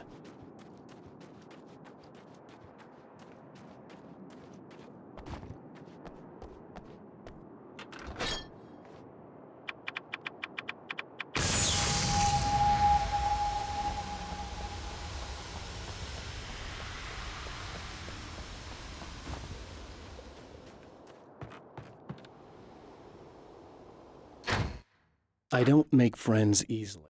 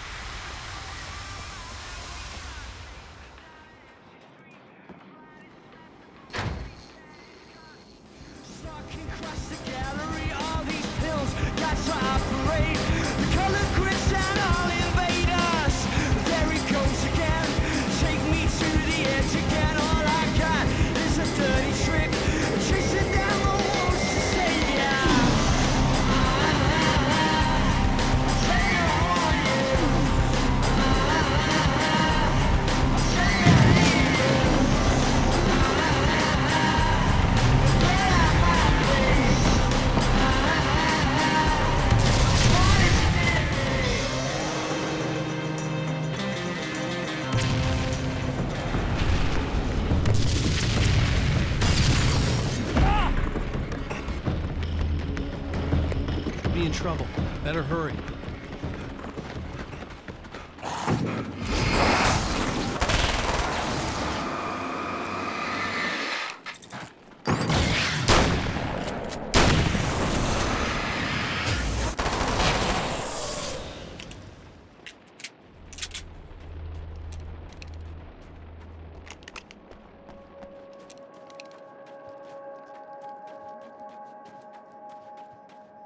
Emma! I'm coming! I knew something bad was gonna happen to me!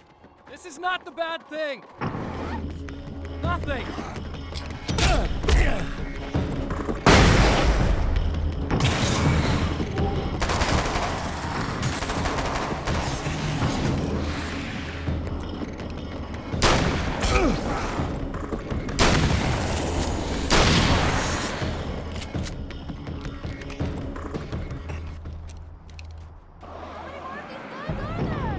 Just keep your head down!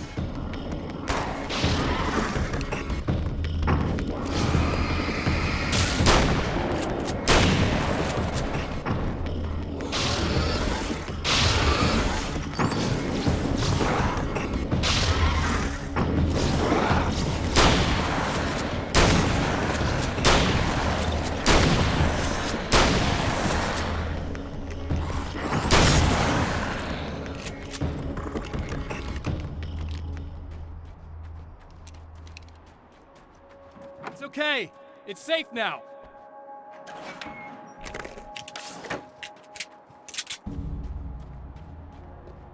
I got a really bad feeling about all of this.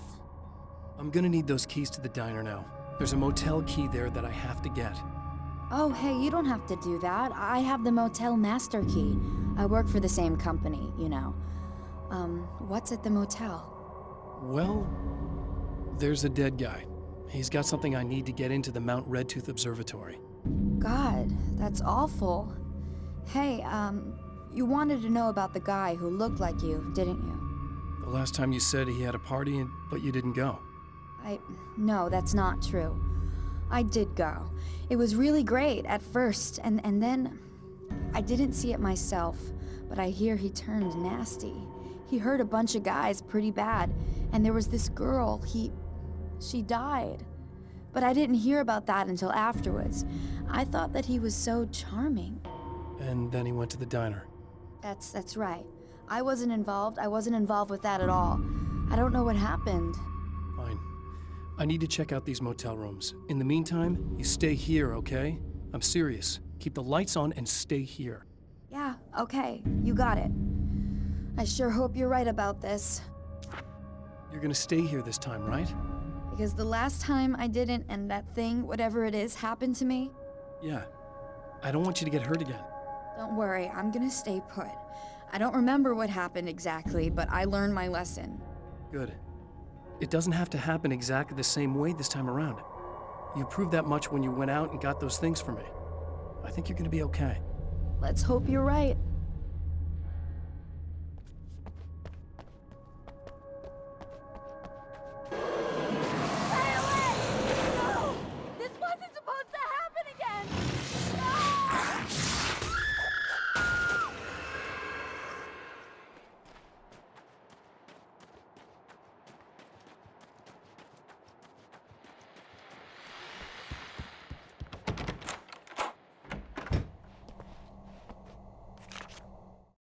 My own face peered back at me from the TV screen.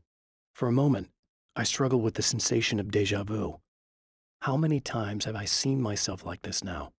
And then there was that easy grin that never seemed quite as quick or natural on my own lips, the dark, malicious twinkle in the eyes. And I knew who I was looking at. As he pulled back and revealed the room behind him, my throat went dry. There was nothing I could do but watch.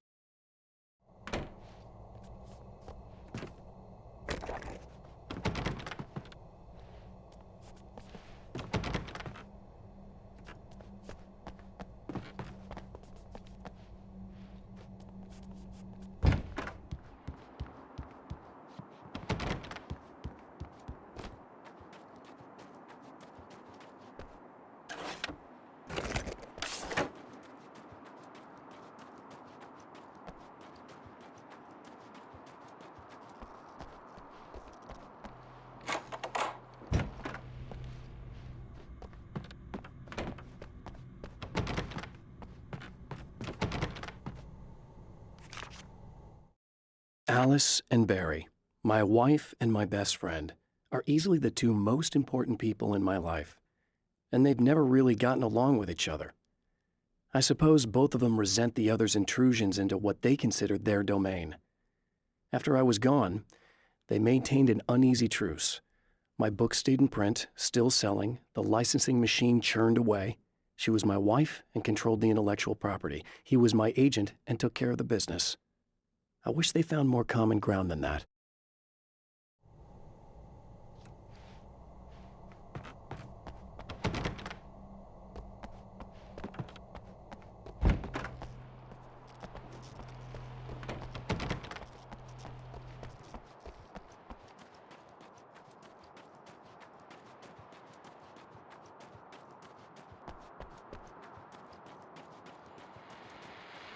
Okay, people, it's Eddie Rodman here with a few hours to kill, and there's nobody I'd rather spend them with.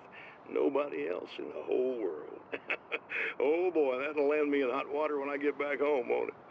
Well, just in case my wife is listening, and you always are, aren't you, baby? Let me tell you, you are the exception, honey, and the prettiest lady I ever saw to boot.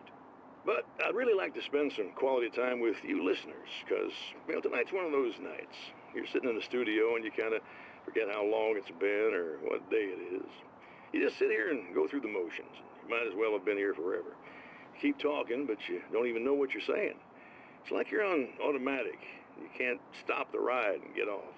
It's times like these that I really wish that somebody would just call in and relieve my boredom. How about it? Anybody? Come on now, help a fella out. Our lines are open.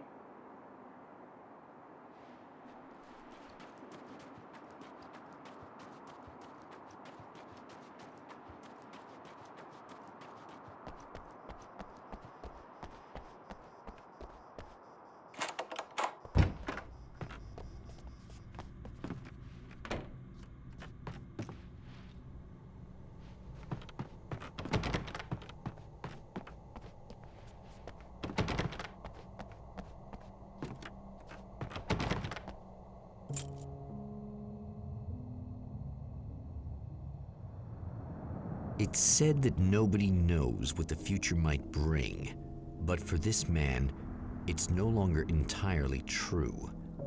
A weaker man might simply give up, but the champion of light is an expert on destiny. Sometimes the puppet and puppeteer can be one and the same.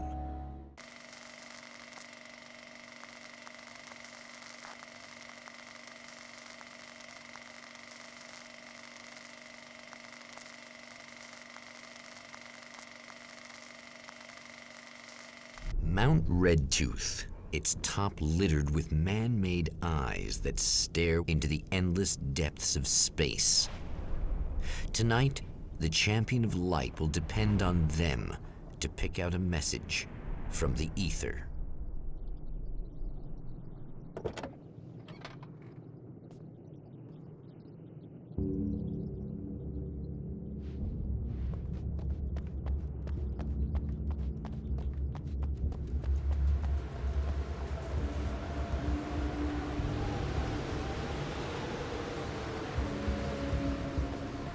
As history repeats itself, the man remembers the patterns.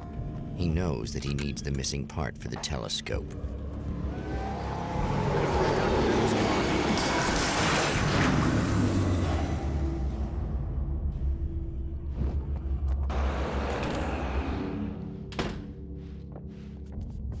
Oh, praise be. You guys are coming through for me. Pretty little my board here, and that means there's a caller out there. Stretching into eternity like this, feels like I'm stuck in love. Reliving the same endless night over and over again. I'm genuinely touched. Someone actually reaching out, breaking the monotony. I just want you to know that it really matters to me. Caller, you're on the air. You suck, Eddie! Did you know that this is my dream job? True fact.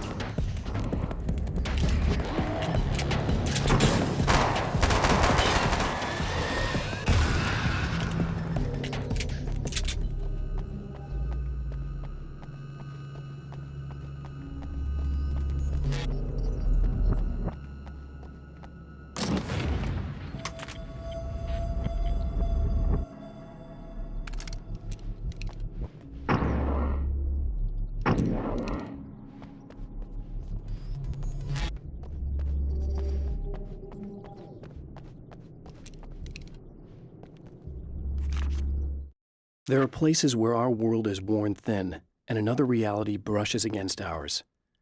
One such site is Cauldron Lake near Bright Falls, Washington. But there are others. That other reality is dark, vast, and malleable, always in flux. In its depths dwell vast forces and alien energies. They're dangerous. But in one of these places, if you know how, you can channel the power of that place and use it to shape reality.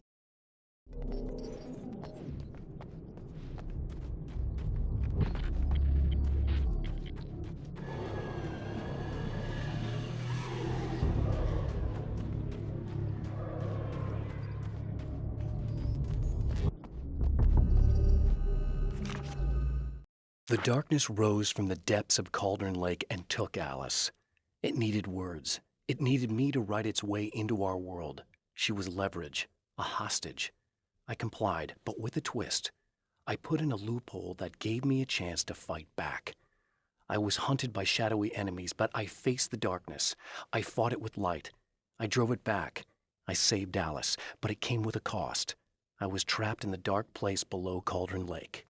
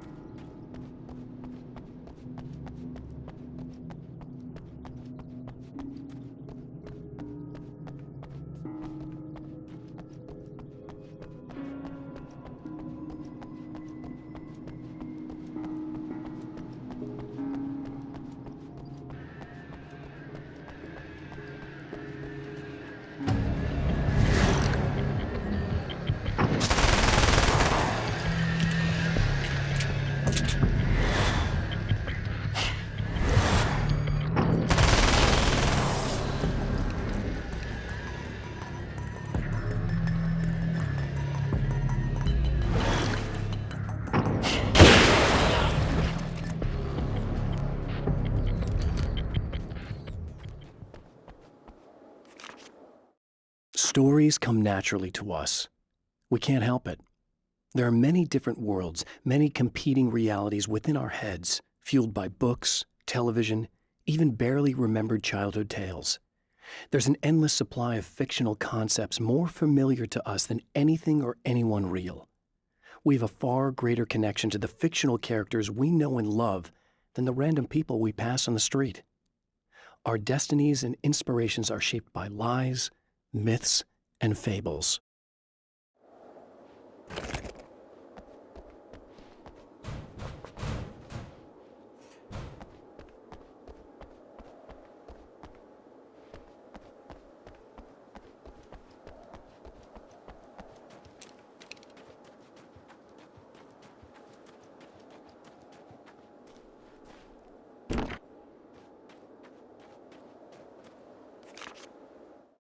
The Taken may well be the tool the darkness favors over any other.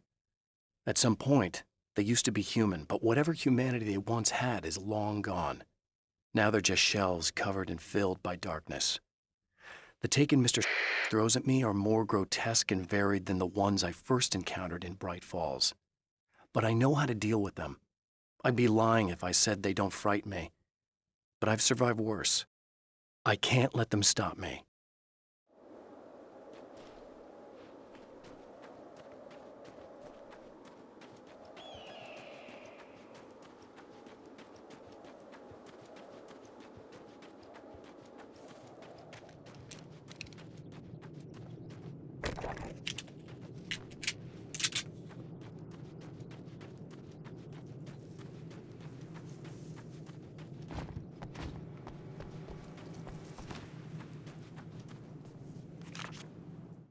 After my disappearance, they thought I was dead. I might as well have been. I know it's been 2 years. I know Alice has moved on. I've tried to find a way back to her, back to my life, but escaping the dark place is almost impossible. Time does strange things here, but dreams and radio signals can pierce the veil between the worlds. I catch glimpses and echoes of the world. Sometimes I send messages out. I can only pray that they hear them.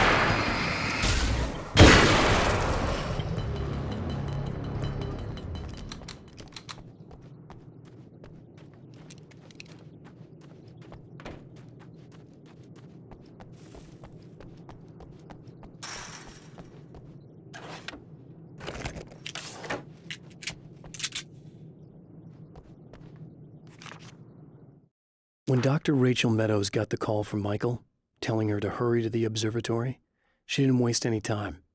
It had been a nice party. She'd had a good time, but her social life would always play second fiddle to the mysteries of space. Michael never showed up, of course. He pulled over at the wrong rest stop. She never even thought about him at the time. The phenomenon in the sky above her was too fascinating.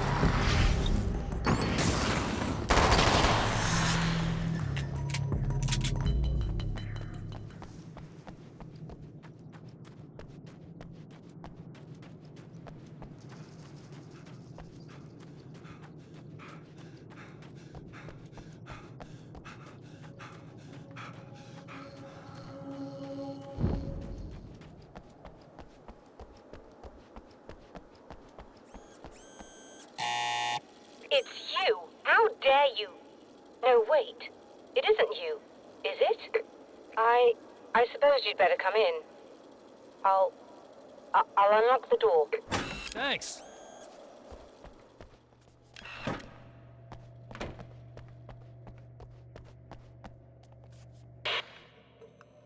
I know what you're thinking. Evil twin, supernatural powers. But most of the time, I just like to keep things basic. I want you to understand that.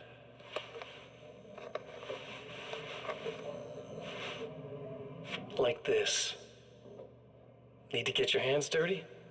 No batteries, no moving parts, just physics. That's technology you can depend on. It's a classic.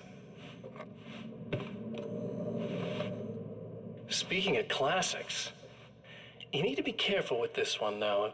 If the victim suddenly twists, you might end up cutting yourself. It's not really a workhorse, but I'm a sucker for this style. Now this is more like it.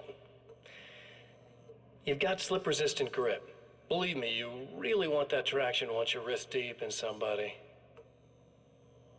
The blade's stiff enough so it won't open by accident in your pocket, but it's still really easy to open with just one hand.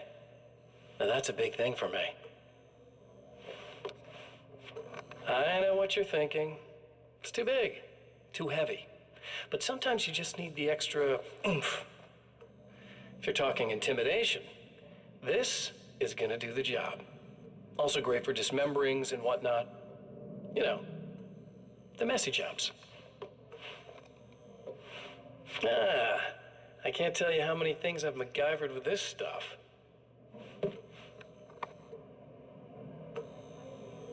Okay, now, guns. Not a big fan. I mean, how are you supposed to really connect with somebody with a bullet? I want you to understand that. I take pride in what I do. We can't both be worthless hacks, can we?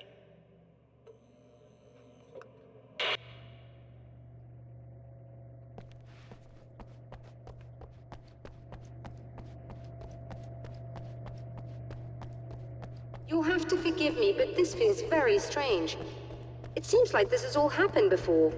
I have the replacement part for your telescope, Doctor. All right. Let's get it installed.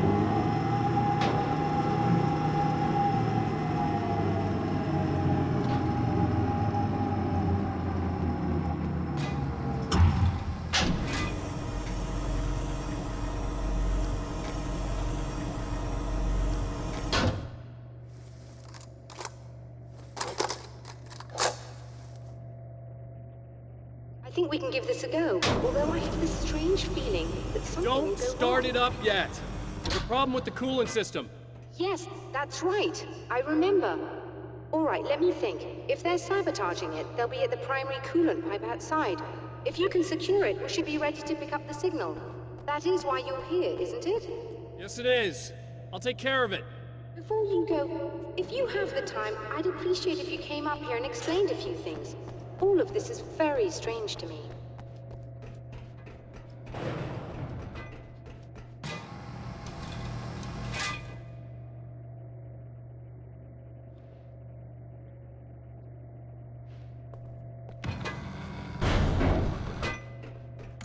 Hello.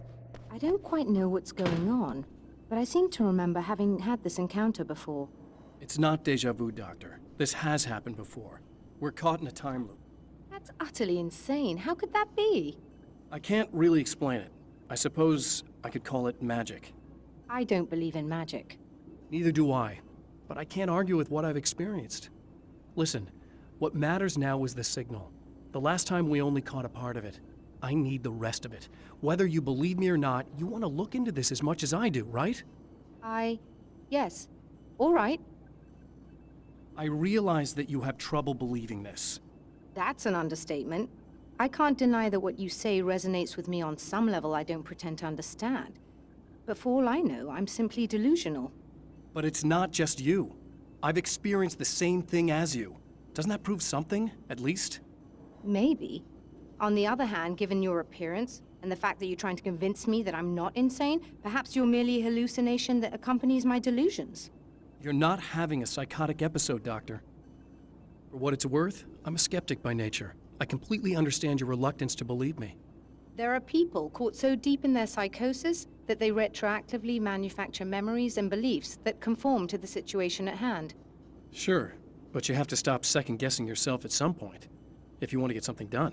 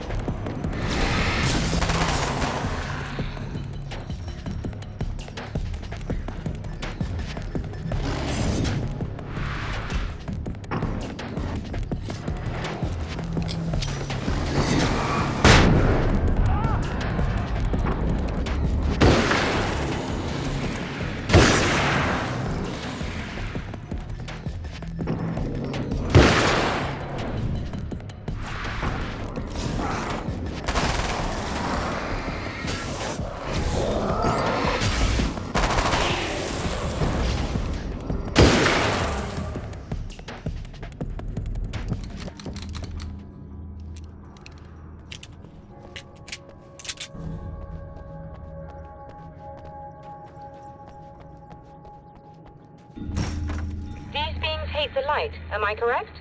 You should be able to turn on the lights and secure the area that way.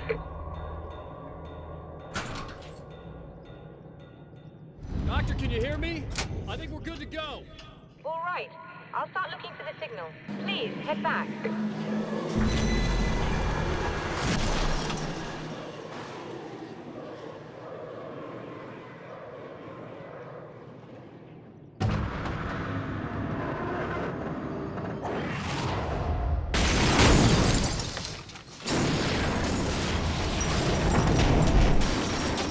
I guess they didn't like that.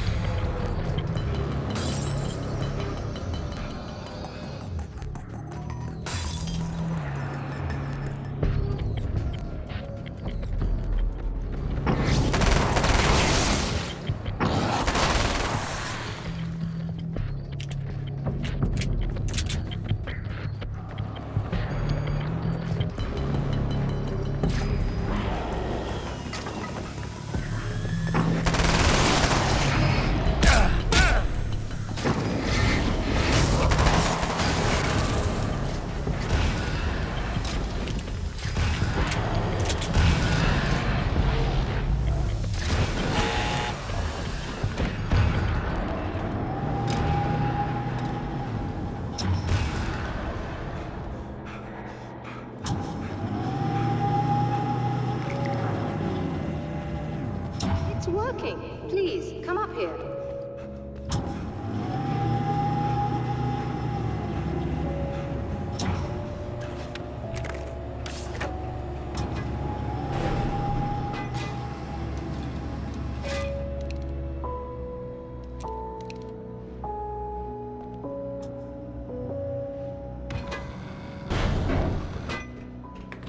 You find the signal? Yes. I don't think it's quite the same thing we had, the last time. Still, we're definitely picking it up. Are we getting the complete signal now? I'm afraid not. Take a look at it yourself. I'm printing out a hard copy now. I'd like to ask you a question or two before that, though. If you don't mind. What's on your mind, Doctor? Most people would find these events extremely disturbing, provided that they survive these creatures, that is. You seem to be quite adept at dealing with the situation. Why is that? Yes. I was involved in... It's a complex story. I was in this small town, and a horrible thing from another dimension kidnapped my wife and manipulated me into writing this horror story that came true.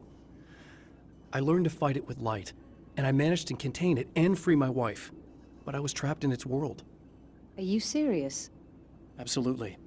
So, I'm used to reality working in strange or even impossible ways. And I fought these things, not exactly like this, but close enough for a good while now. Of course, I have certain advantages.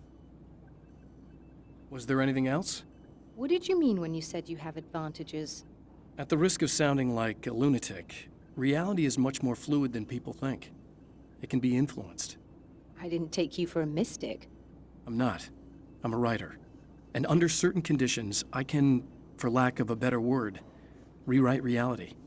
Change things. That's absurd. But it works.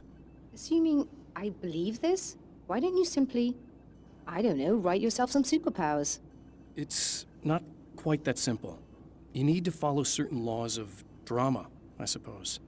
You need to think about consistency and symbolism. Often what you write isn't anywhere near as important as what you imply. There are things out there that will take advantage of your mistakes. You really believe in this? Don't look at me like that. You've experienced some of this yourself. I will gladly admit that something exceedingly strange is going on. But this idea that you're somehow altering reality with your writing is ridiculous. You're essentially saying you're controlling my actions. Leaving aside the rational arguments against this, what gives you the right? Well, it's more like having a destiny. A path you're on. You're not aware of it, but there it is. If somebody changes it, what difference does it make? It's what every writer does. If you write something that affects one of the characters, they don't really know about that. I'm not a character. Are you saying that it's all right to take advantage of someone if they aren't aware of it? Look, all I meant was that if you're genuinely making all your own decisions, and those decisions lead to whatever destiny you have, what practical difference does it make? I suppose that depends on whether our destinies are determined by things like physics and probabilities, or natural reality, which is presumably neutral and impartial, or by some kind of an intelligence. If it's the latter, that intelligence makes choices based on some criteria. If we suffer as a result of those choices, there's a moral and ethical element involved, regardless of whether we're aware of its manipulations. Wouldn't you agree? You're taking this very well. I thought you'd be hangry. I suppose I would be if I thought you could actually do this. Another printout. Another signal fragment. The message is still not complete, but it's another piece of the weapon he has built against his adversary. Mere words on a piece of paper, but in the right hands, they will hold back the darkness.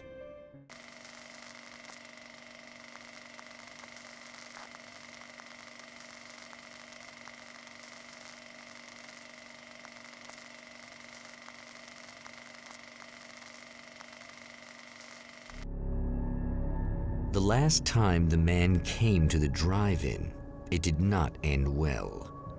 He hopes to avoid that fate this time. He hopes that what he has brought with him to this place is enough.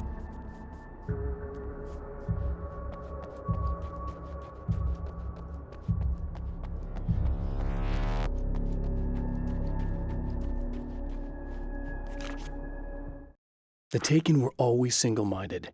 They had a certain animal cunning, but they weren't very intelligent. That's one reason why they prefer melee weapons. Actual firearms are too complex for them to use. That's why seeing the one who threw grenades at me surprised me. But of course, they aren't actually grenades. There's no pin to pull, no fuse to set off an explosive, just concentrated darkness.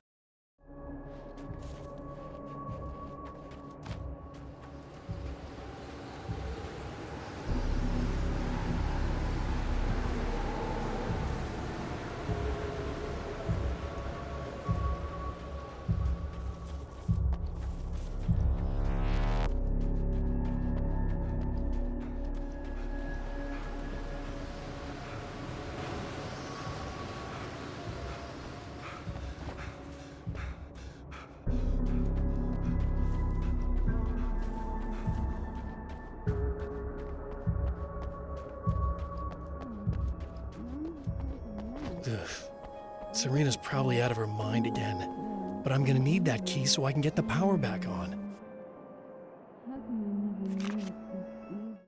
To change the world, you must craft a blueprint for the new reality.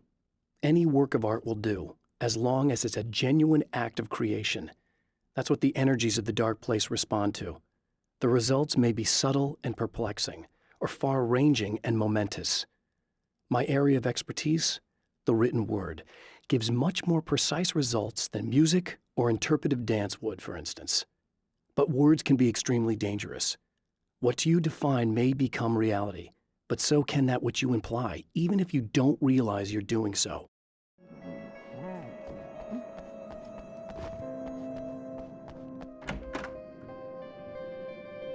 You again? I'm really just here to get the keys so I can get the power back on. Do you want to hold me down? It's okay. I know you like that. Yeah, I'll just grab the keys. I could be like your wife, little wifey, waiting at home for hubby. Or you could be the mailman, or the neighbor. I'm already married to someone who isn't crazy, thanks. I'm just gonna go and get the power back on.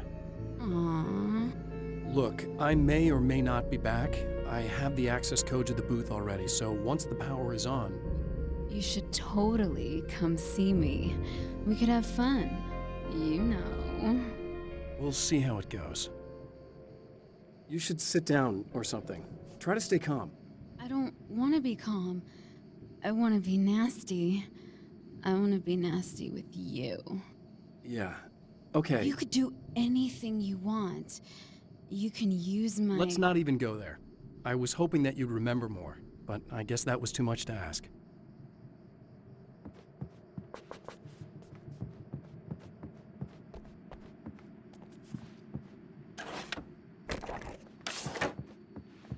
I was about to do the weather, but I see we have a caller.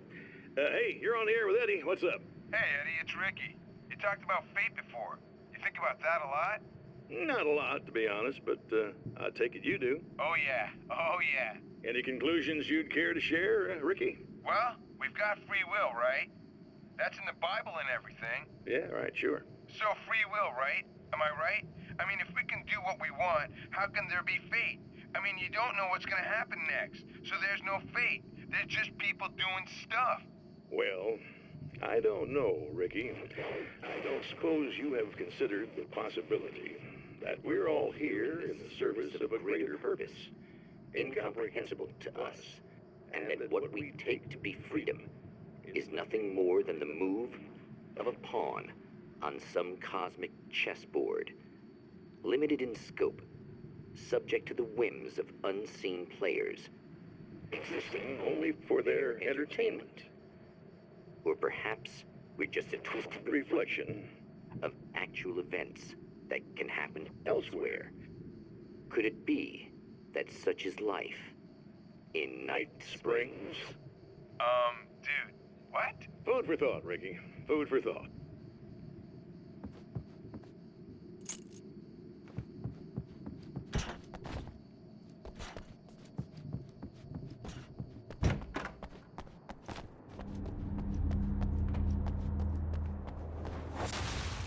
Are you getting it yet, genius?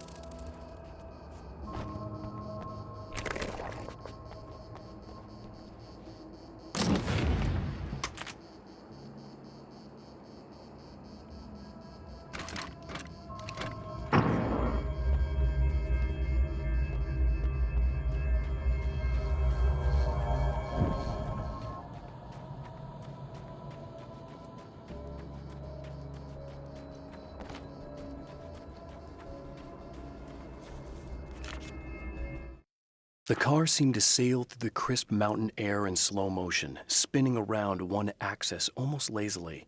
The moment was hypnotic.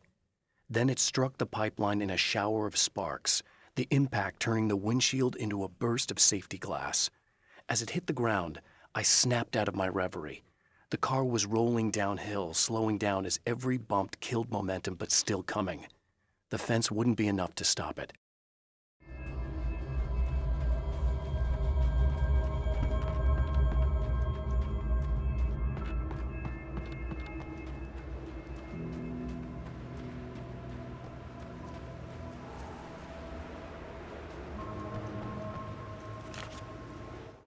I have changed.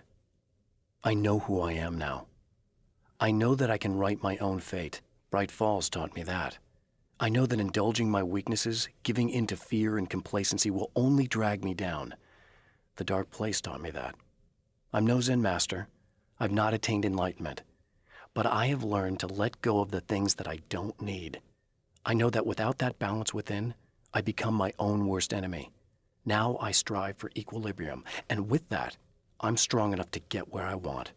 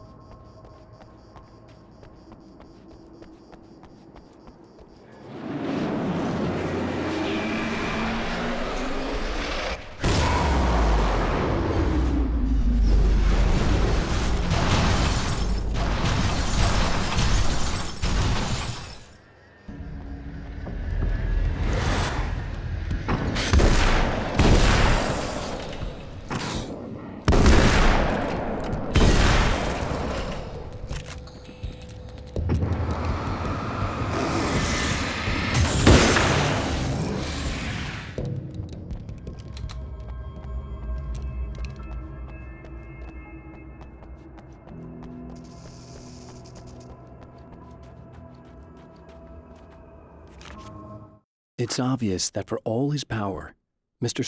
is an agent of another greater being. The dark place he came from is full of terrible alien intelligences, dark presences, and none of them should be let loose in our world. He serves one of them. He'll open the way for them if I don't stop him. But he'll do more. He'll take over my life. He already has my face. He already uses my name.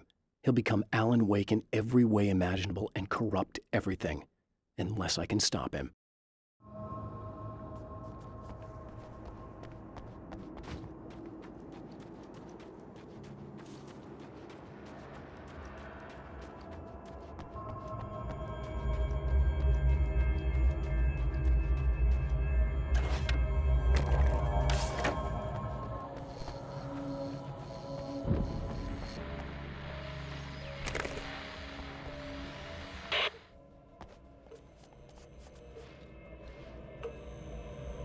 I want to talk about Alice.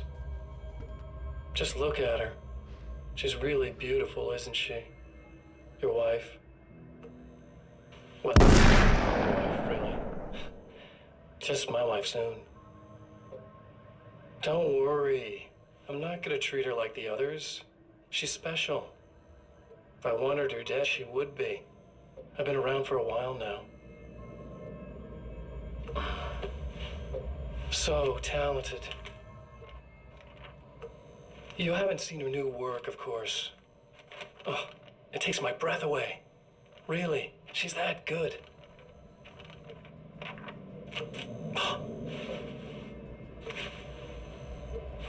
Did you know that I've got a wedding ring, too?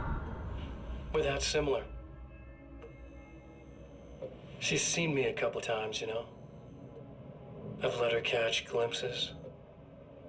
She thinks she's imagining things, of course. She thinks you're dead.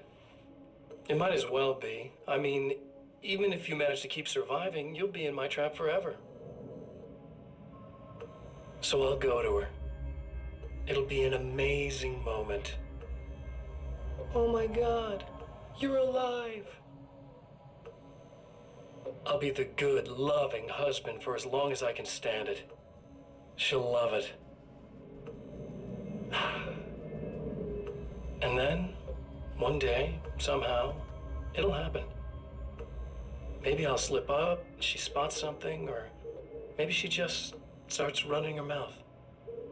And then, I'll do it.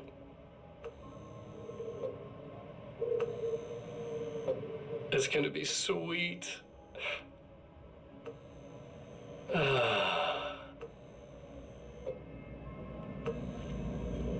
My darling wife.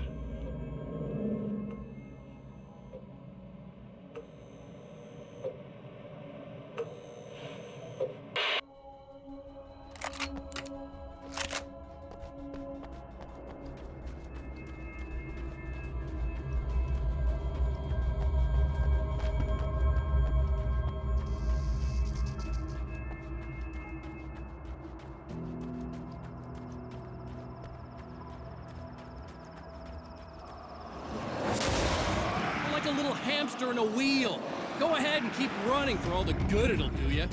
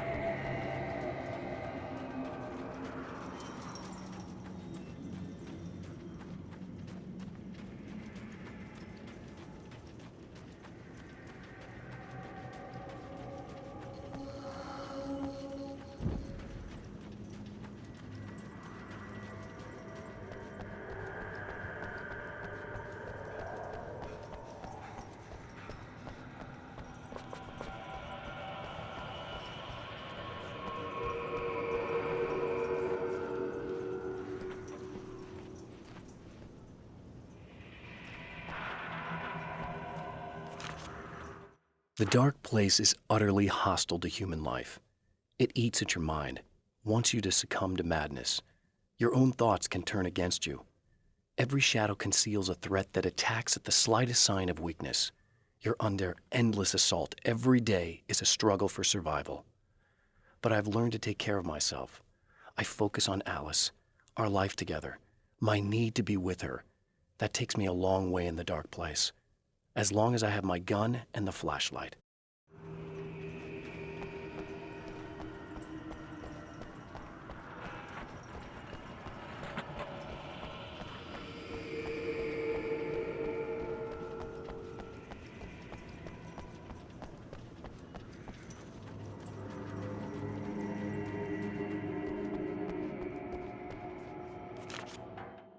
For Serena Valdivia, burning the midnight oil was more of an exception than a rule.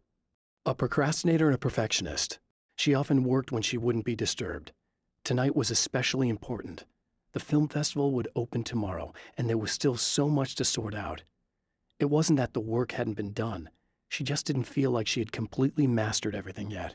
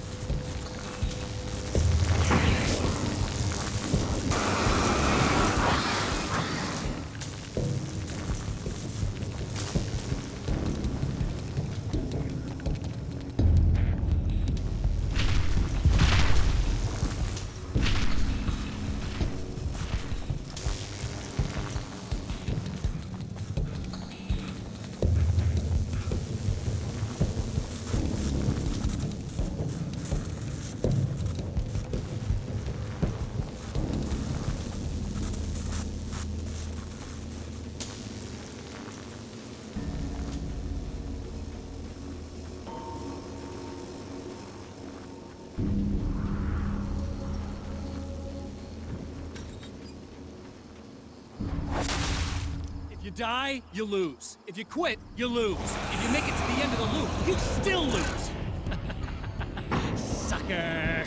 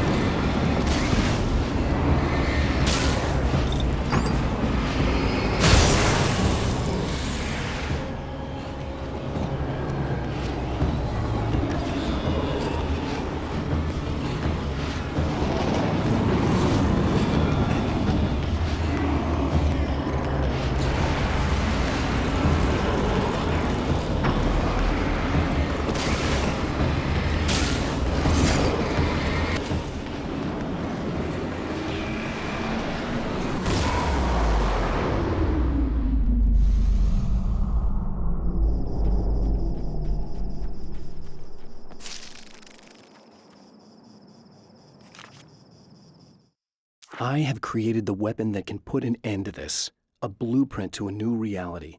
All I have to do is survive long enough to use it. My arrival from the dark place will be painful and difficult. These pages may be lost. But one way or another, I'll send the parts I really need to myself. If I make it outside, I have a chance. Mr. is more powerful than I am, but he can't change the rules in the middle of the game. He's not a creator. I am.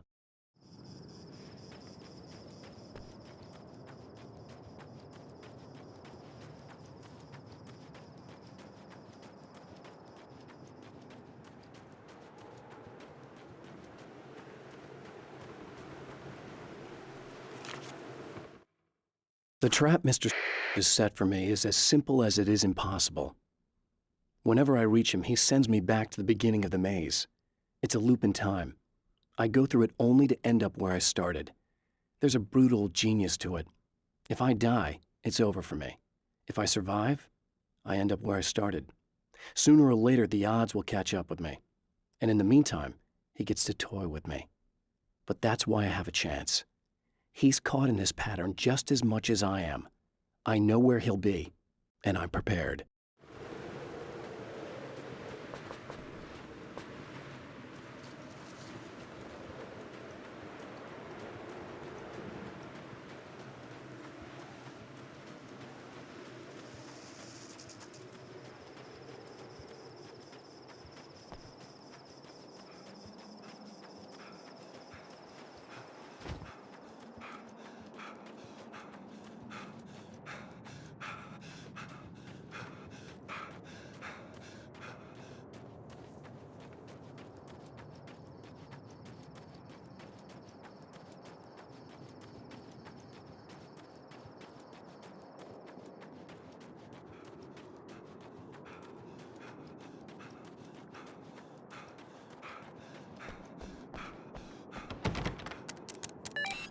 The champion of light knows that the time itself is about to end. At least for him. He can feel the dead end rushing towards him. But there is time to act. Incomplete or not, he has the weapon. I don't have the whole thing, but maybe it's enough.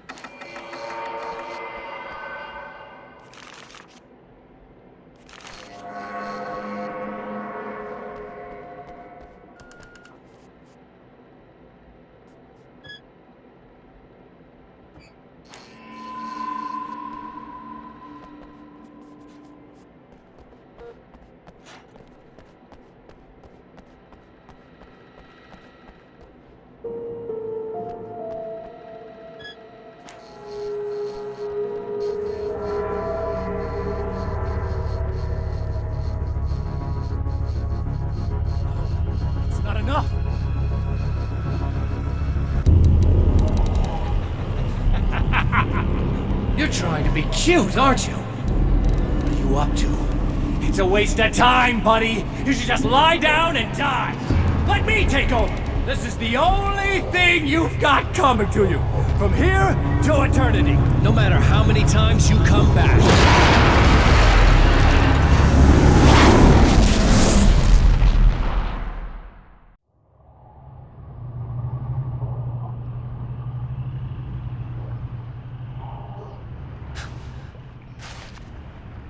Time folds back on itself.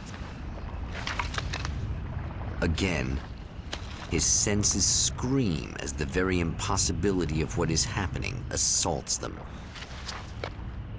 But the champion of light endures.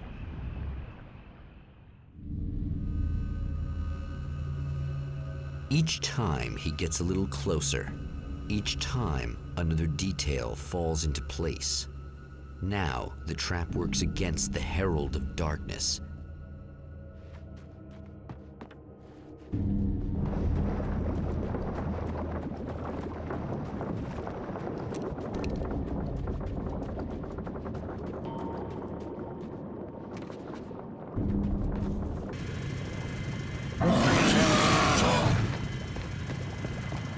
Holy shit!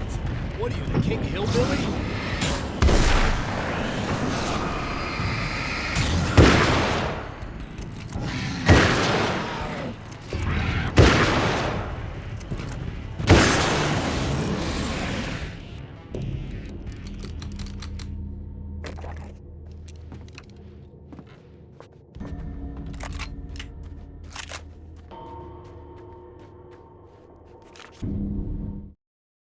Thor and Odin Anderson, old gods of Asgard. I still don't quite know what to make of them. I know they used to be rock stars who modeled their stage personas after Norse gods. I know they're old. I know that in their day they fought the darkness as I do. I know they're demented and insane, ravaged by age and self-abuse. But there's something in them, something powerful that took hold when they were touched by the powers beyond. A thing that goes far beyond just stage names. Something godlike.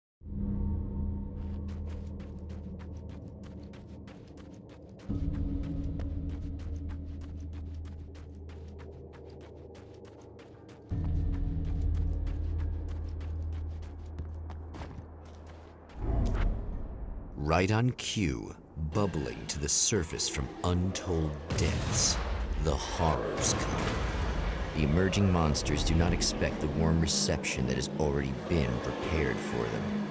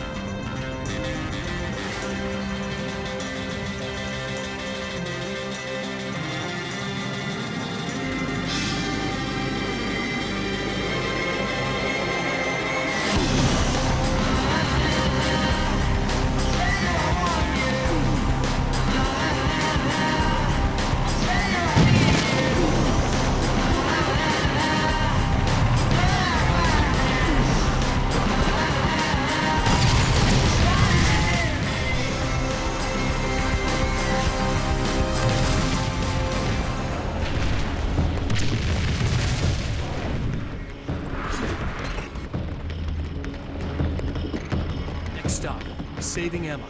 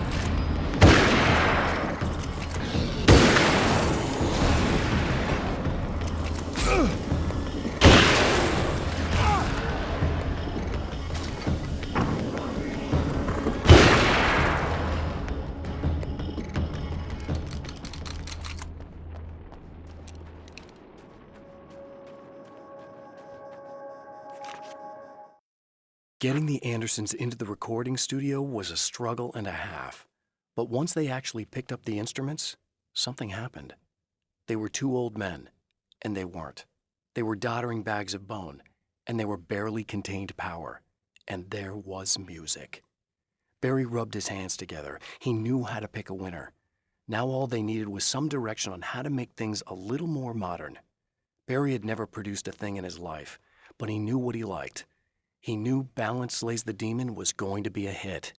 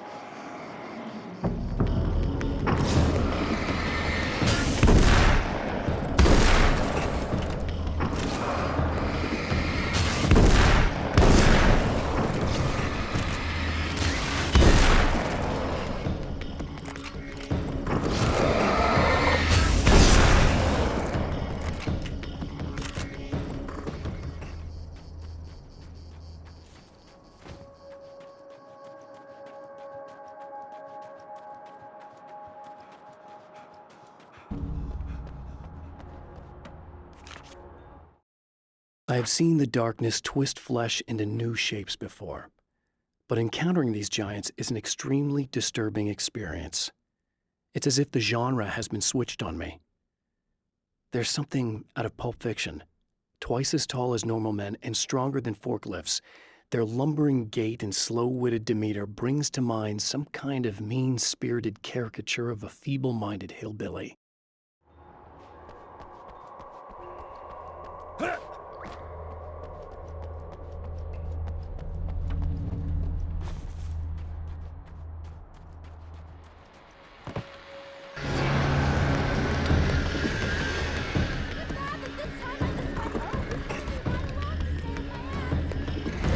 I show up, I guess.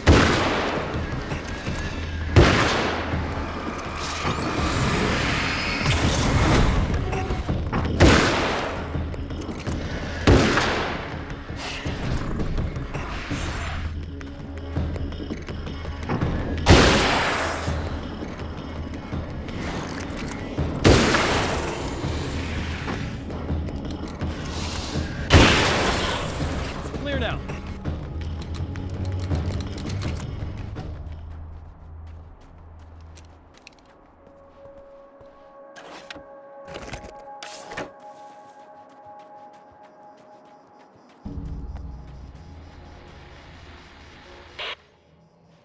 So I've been thinking about Barry.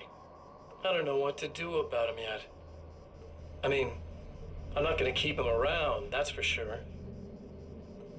Al? Ugh, little parasite. Your best friend. Really? That's the best you can do?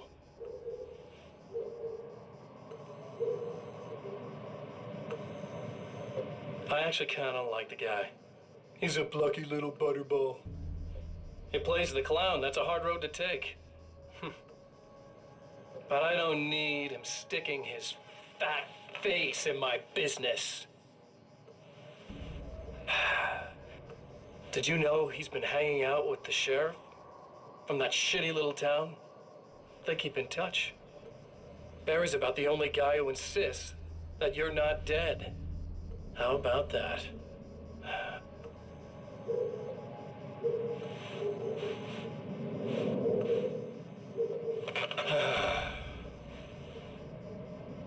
I might keep him alive for a while. Just to see him go to pieces when I fire his ass. Yeah. Yeah.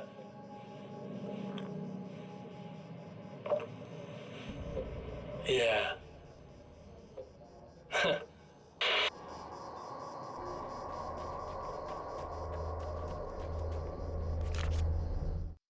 Emma wasn't sure exactly when the man arrived at the motel, but from what she could tell, the party started almost immediately. It was infectious, spreading from one room to another. He was mercurial, almost as if he was flickering through the scene, telling a joke here, throwing an insult there, oozing sex and violence and excitement.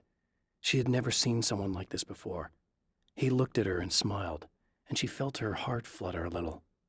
She knew he was the kind of man mothers warn their daughters about, but she told herself it didn't matter.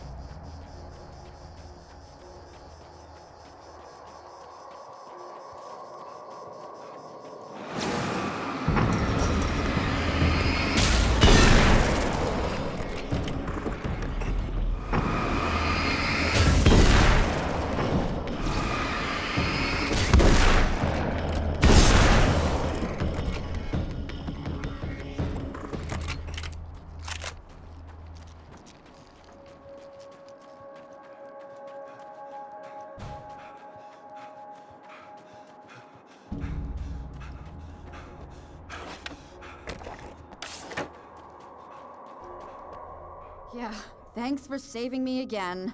I'd hate to die before I'm scheduled to be murdered. I guess I have you to thank for setting everything up at the oil derrick. Yeah, well, I figured that if we were going to go over this again, we might as well try to be smart about it, huh? I appreciate it. You took a big chance doing that. You okay? What do you think? I've died twice.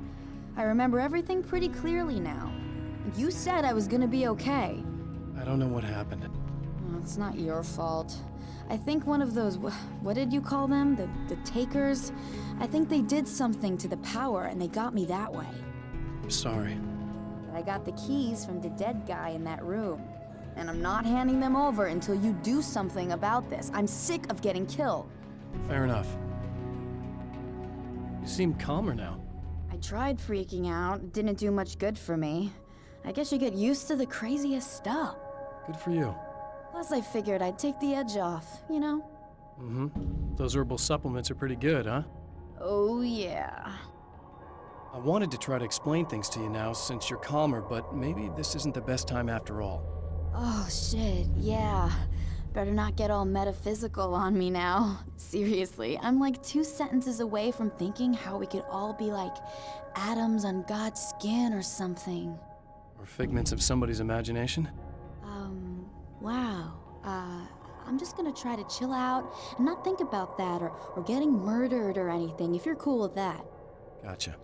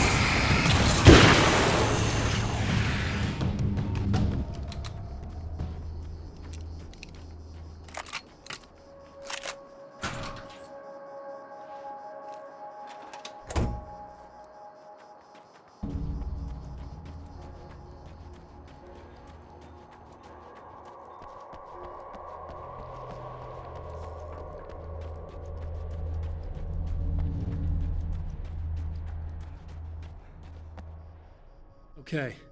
I really don't think they can get to the power now. Thank you. That's a relief. Here's the keys that you needed. Thank you. Hey, I have to tell you, at the diner, I went there with him. The guy who looks like you, okay? I know I said that I didn't. Yeah, I figured. Want to talk about what happened at the diner? There was this guy from the observatory, and he just attacked the poor dude, smashed his face into the tabletop a bunch of times. It was horrible. I didn't know that he was gonna do that. I swear. And I just ran. I just left him there. I didn't even try to help. There was nothing you could have done. It's not your fault. Well, he's dead in that motel room now, so excuse me if I feel pretty shitty about it anyway. You shouldn't blame yourself. I just didn't want to get involved. I have this tendency to just drop everything and run. I don't think I'm a bad person, but I didn't even call the cops. I'm such a coward. If you'd called the cops, we'd have dead cops. He's not human. Do you understand? It's not your fault. But I could have tried to stop him. Believe me, if you had, you'd be dead. You seem to be doing a little better now. Yeah, I guess it just got easier once I got this thing off my chest. I just feel so guilty about it, especially because I didn't pick up on any of the warning signs. I just really liked hanging out with him, you know? He was smart and charming and funny and hot. The way you could be, I guess. I guess. What's the deal with this guy anyway? He looks like you, he uses your name. Why does he do this stuff? I'm not sure myself. Maybe he's just evil or my dark half. He does a lot of the stuff I'm trying really hard to get away from. Things that just messed up my life. I guess all those murders don't help either. Yeah, I could do without the murders and the end of the world. Listen, I need to get going. Yeah, go. I think I'm good now. I hope. Good luck. If it all goes well, maybe this is the last time we meet like this. God, wouldn't that be great? Just keep those lights on, okay?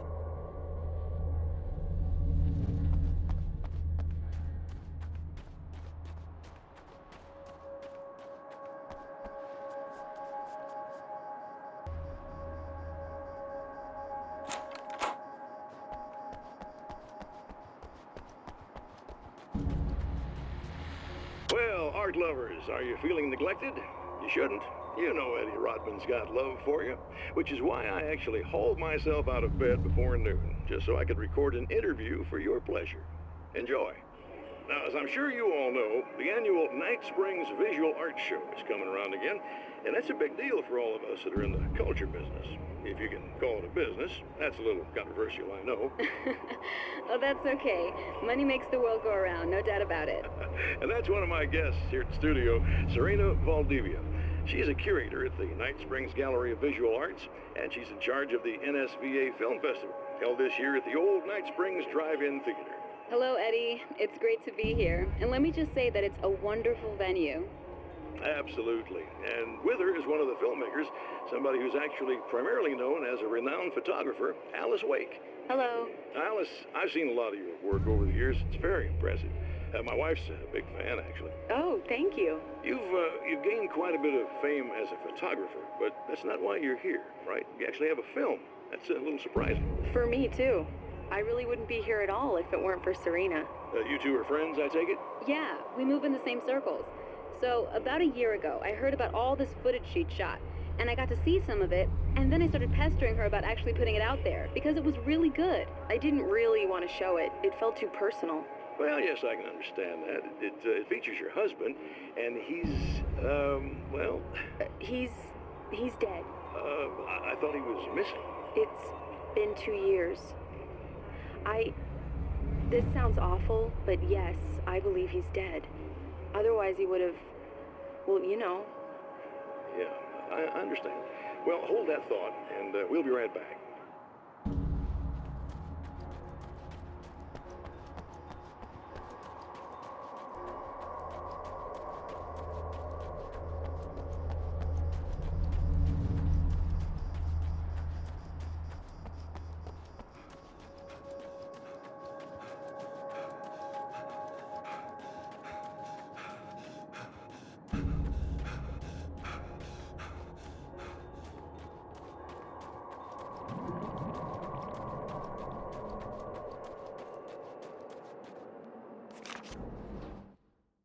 The Anderson brothers should probably have been in a facility somewhere, despite their tendency to escape from such places.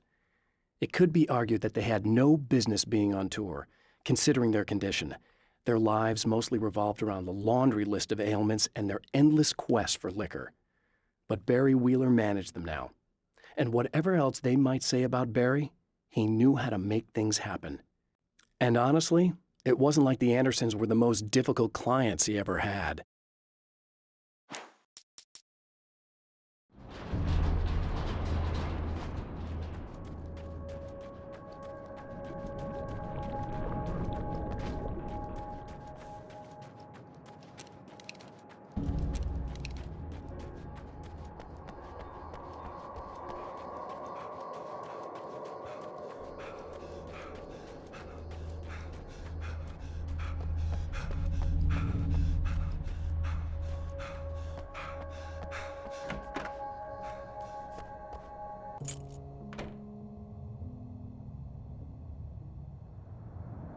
The fate of countless individuals hangs in the balance, threatened by the machinations of the Herald of Darkness.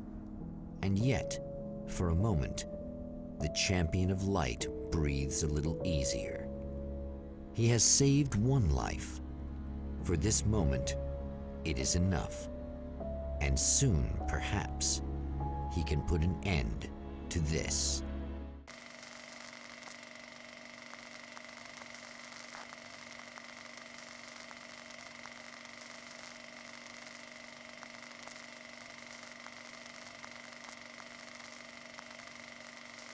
Returning to the observatory for what he hopes is the final time, the man feels anticipation and dread in equal measure. Soon, he knows he will have what he needs.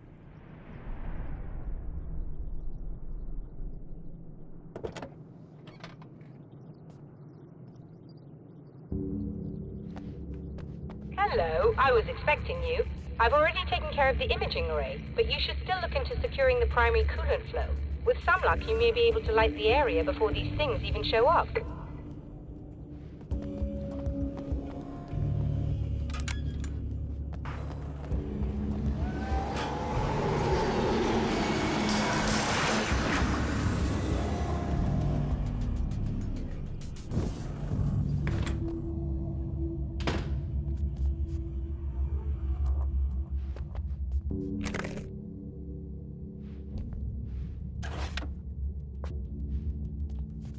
Thanks for tuning in for the second part of our interview with Serena Valdivia and award-winning photographer Alice Wake. Now, Alice, we were talking about your husband, Alan Wake.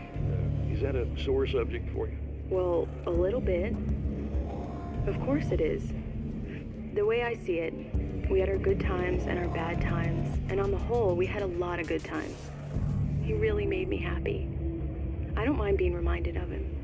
So you're over him? I don't know if I'll ever be that, entirely. I still think about him every day, literally. I still find myself hoping for...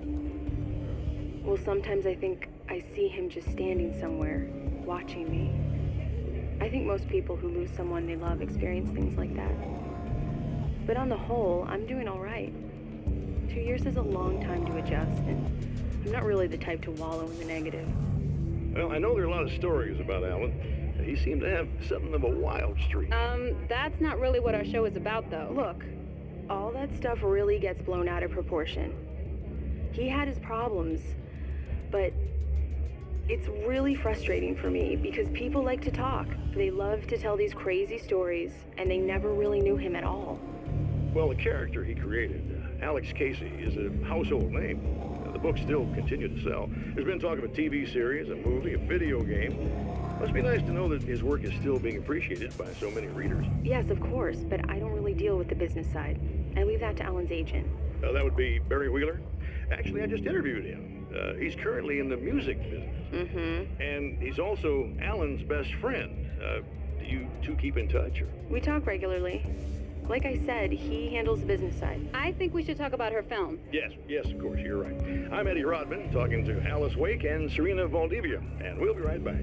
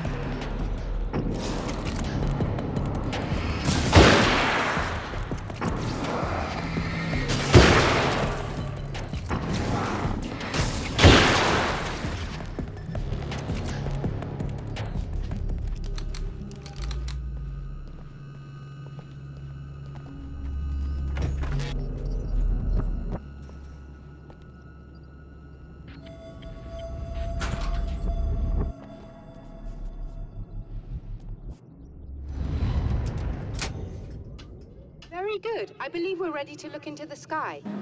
Right there, Doctor.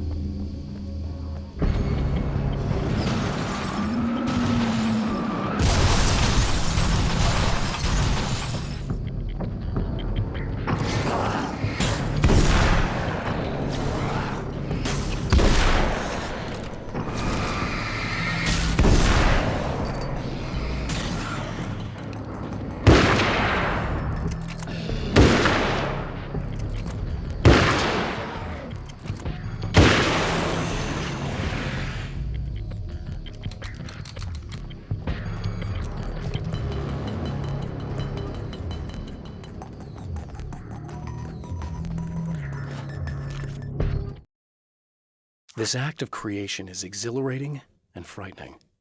Subtext and symbols loom eager to take effect. Causality and consequence become domino chains that stretch into infinity. The more fundamental the change, the more unpredictable the variables become.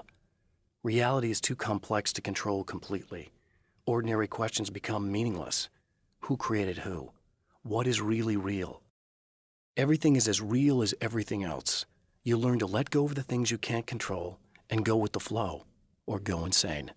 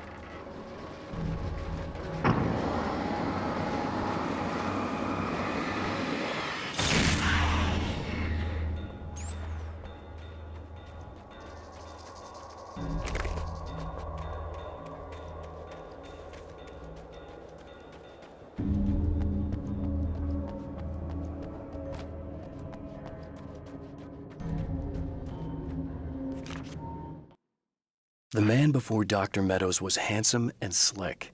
He moved with lazy confidence and didn't bother to pretend that he wasn't staring at her. She didn't mind, at first. Then the man flicked open the knife and shoved her out of the control room so she wouldn't hear the signal, whatever it was. Outside, she pulled her lab coat closed and thought about running. She didn't. She didn't think she'd get very far. Not from him. She never was entirely sure why he spared her.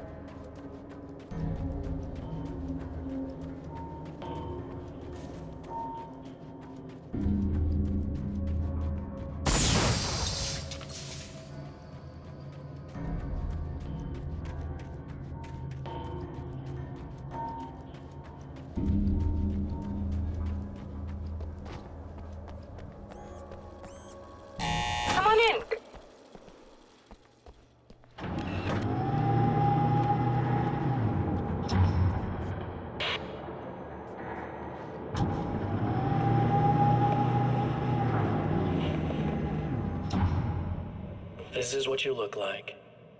Does that bother you? I bet it does. I'm not just wearing your face, you know. It goes a lot deeper than that. There's a lot of you and me. All the best parts. At first, I was just an idea. But they kept telling all those stories about you. You already had that rep. And then you disappeared mysteriously. And then the stories about bad, crazy Alan Wake came true. And here I am. That's the best part, isn't it? When that happens, you can always count on Cauldron Lake.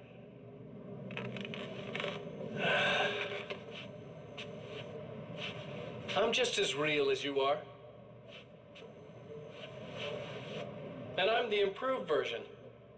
No fears, no doubt, no weaknesses, no self-deception here. I don't let anything drag me down.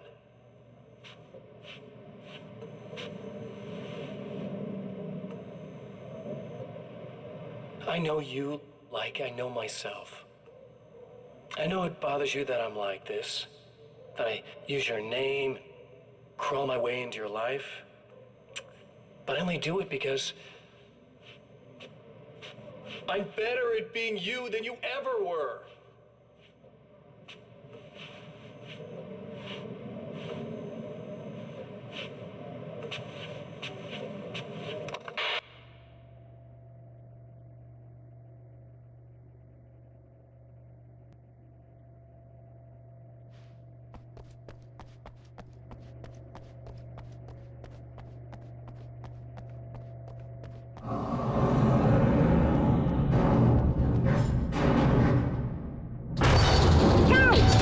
To protect the telescope, or we can't complete the signal.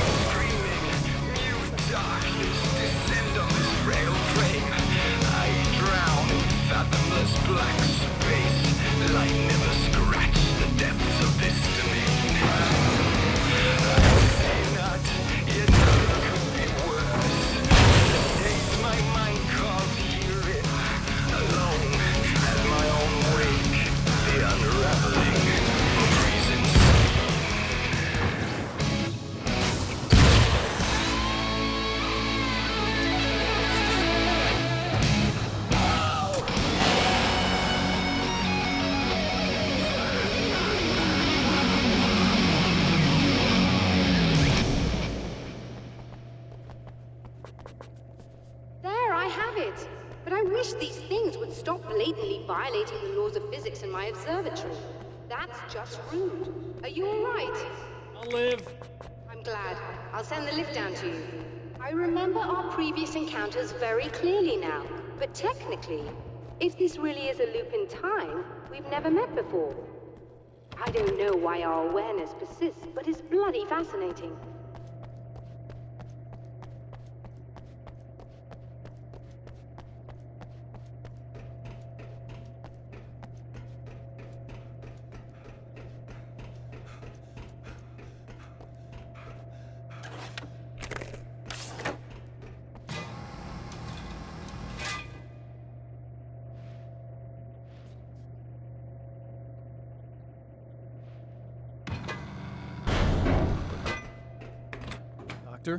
You know, I know physicists who would give 15 years of their lives for a chance to experience something like this.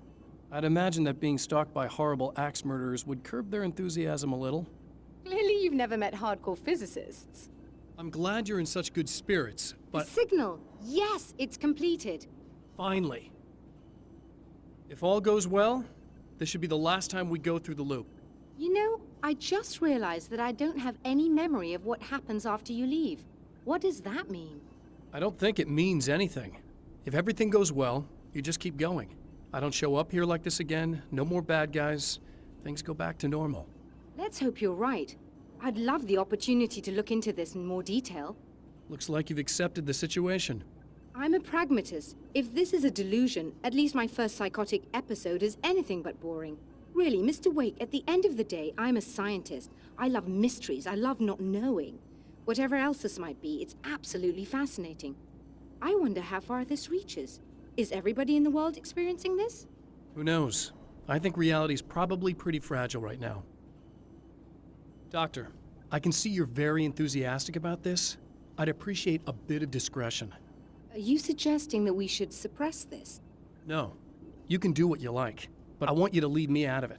But surely, with the things you know, the things you've experienced, you can replicate any of these results. We could— Let me be blunt.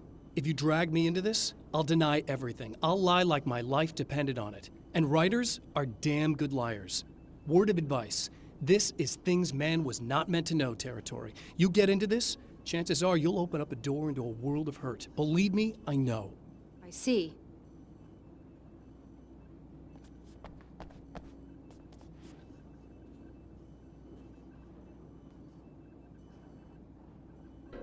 In a strange way, he feels at ease. He is armed with his own words, and when the time comes, they will be enough or they will not.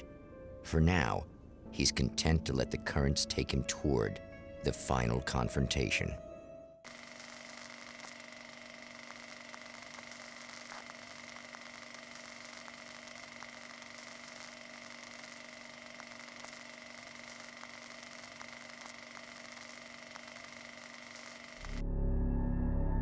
Once more, we return to the drive-in.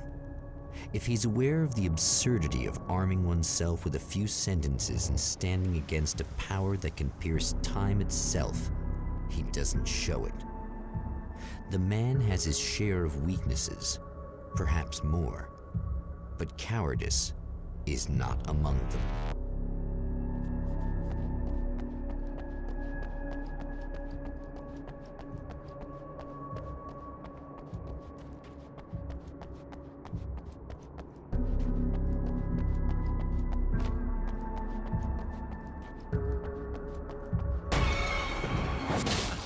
Oh, you got yourself a little plan, do you?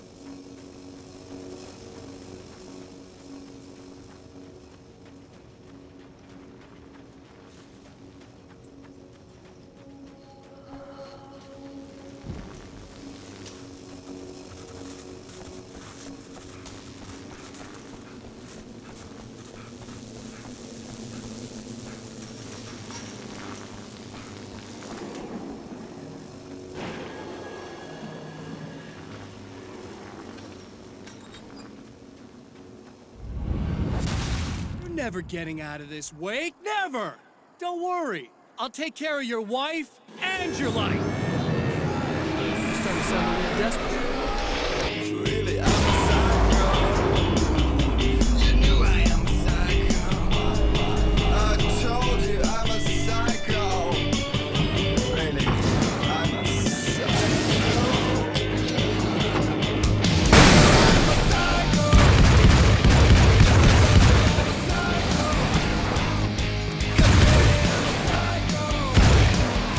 I told you I'm a psycho.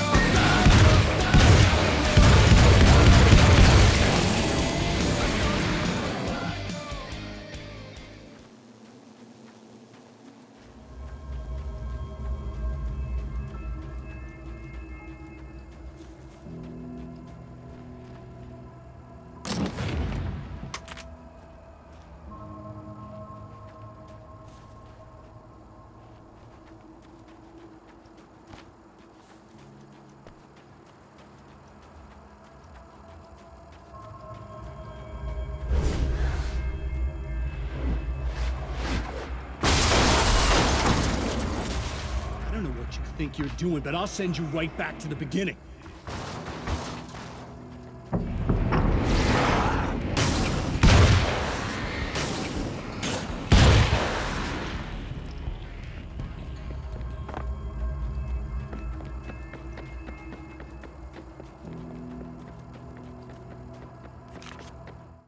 When the dark man's eyes suddenly locked into Serena's, she flushed hot. They ignited a black fire in her. He was talking. He wanted the power turned off. He said something about the projector booth. She hooked a finger under his belt buckle. He grabbed a hold of her throat and twisted until it hurt. Somewhere deep inside, a part of her screamed in paralyzed horror, but the moan that escaped from her throat had no panic in it. "Pay attention," he said. "Business first." His eyes glittered shamelessly. Hers did too.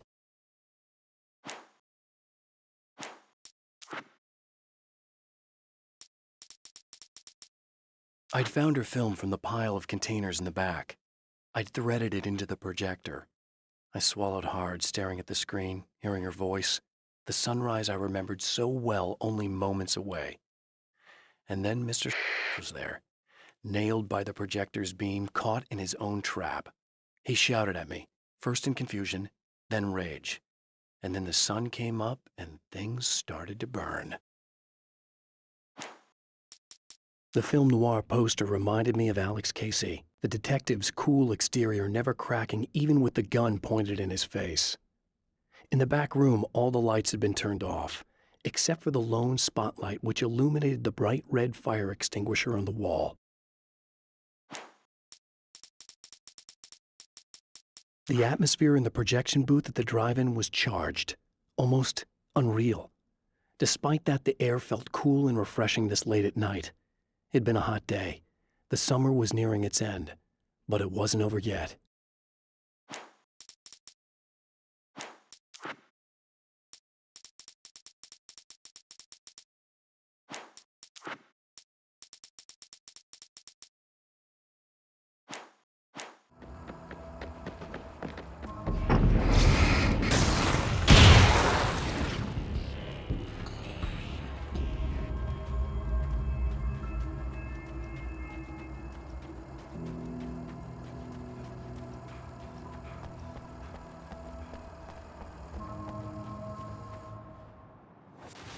What? You think whatever it is you're gonna do is gonna make a difference? This'll end up just like before!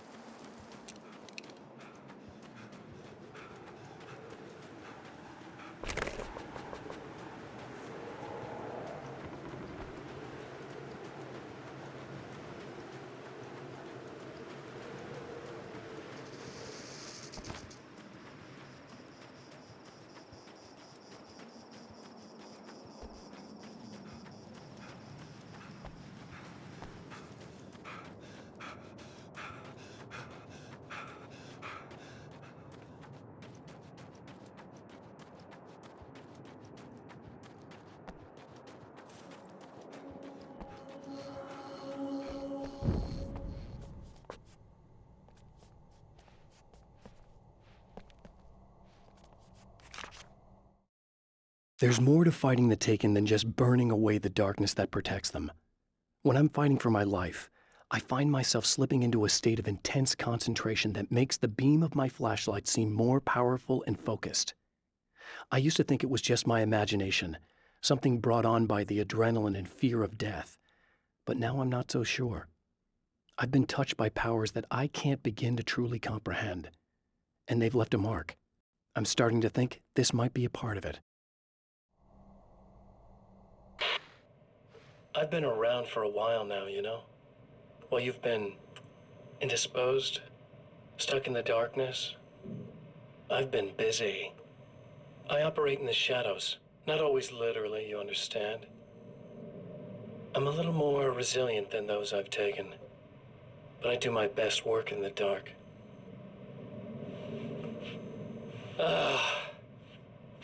And there's so much darkness out there. It goes deep. And the things that live in it are vast, big bastards. They don't mind getting a little bit of elbow room. All that chaos and madness, it doesn't really do that much down there. It's like pouring a glass of water into the ocean, right?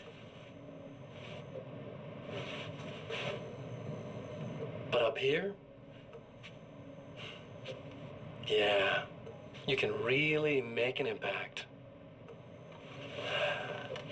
All they need is someone to bring them all the way through. But first, I had to take care of you. You party pooper. You're stuck in an eternal cycle now. The sun's never coming up for you. Everything else? Do my thing. Getting a bit of quality time with Alice. That's a little something for me. And I deserve it.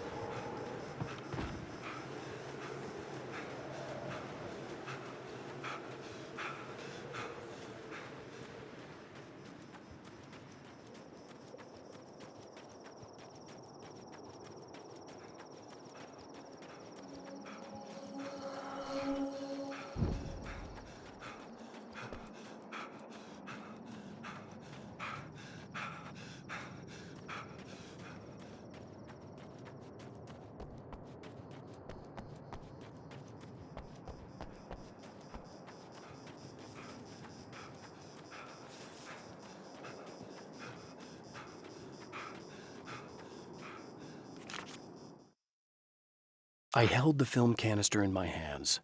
I saw her name written across it in big letters, followed by the title. It was a time capsule, moments snatched from times gone by, from a past that I hoped could also be our future. It was my salvation, our chance to be together. A tin can with a bit of magic in it that she didn't even know about, something I could put to good use. There were only moments left before I had to face him.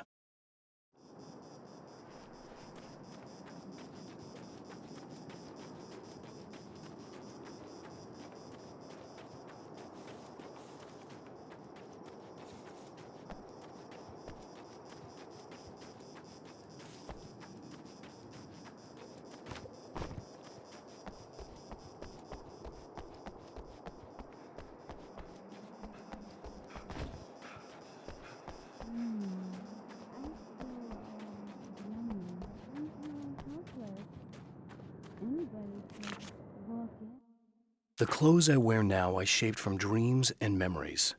It's an old outfit originally from the 90s. The last time I wore it was when I was still writing and Alice and I took a vacation in the desert before our troubles began. The night before, we'd been at a party, and I had dressed to the nines. On that lazy day, I put on these old clothes, worn and comfortable. Alice made a joke about grunge. I felt a little embarrassed, but I stuck with them. We were very happy. I'm sheathed in good memories to remind myself of what is at stake.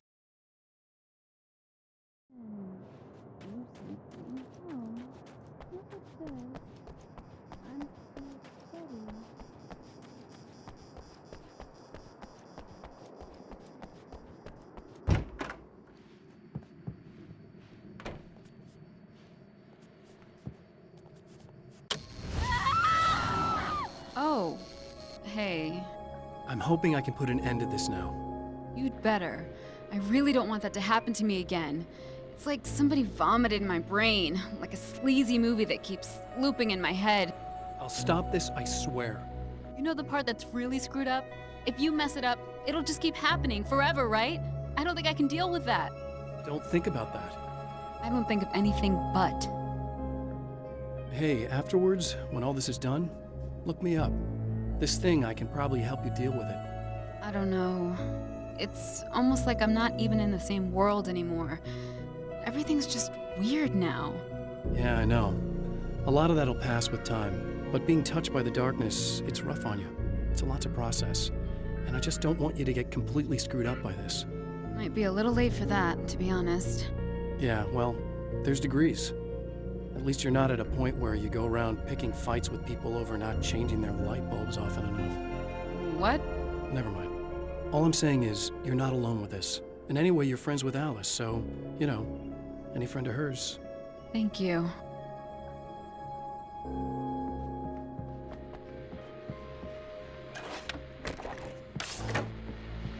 Hello, folks, and welcome to the third part of our pre-recorded interview with Serena Valdivia and renowned photographer Alice Wake. So, tell me about the film.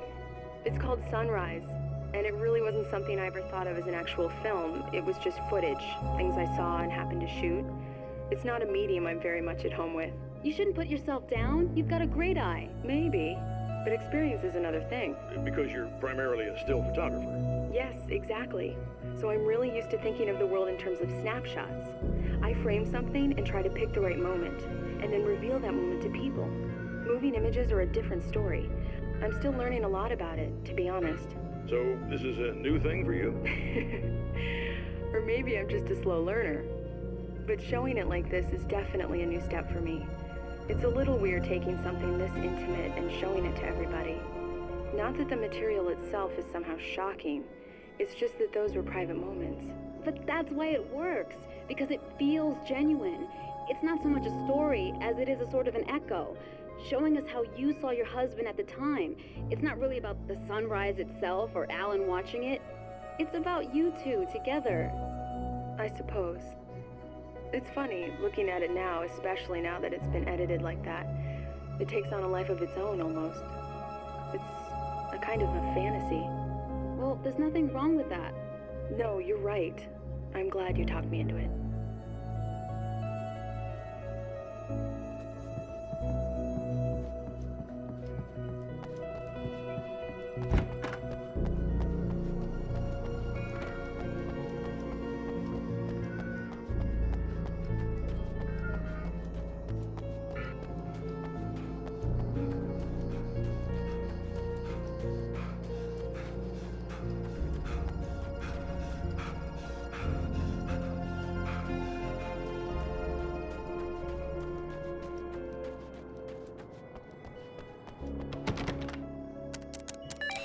Again, the champion of light enters the final trap.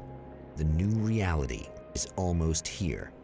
All he needs to do is change the details of the scene, push it past the breaking point, and the rest will snap into place.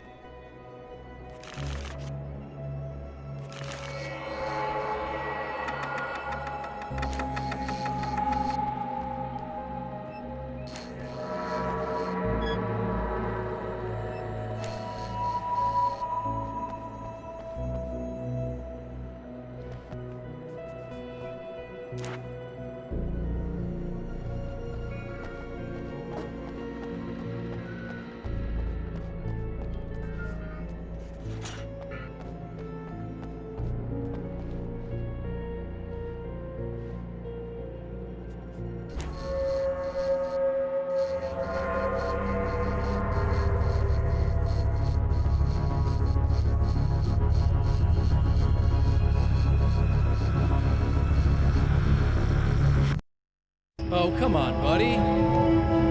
Why don't you... What? What is this? No!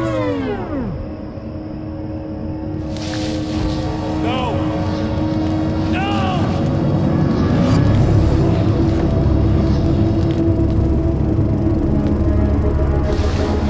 You can't do this! All I did was take the things you always wanted and never had the balls to go for. It's my turn now. It's my life. It's my life.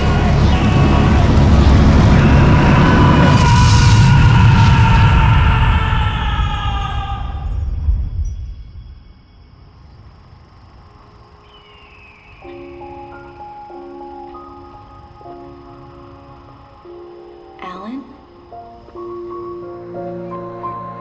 Is it really you? It's really me. How?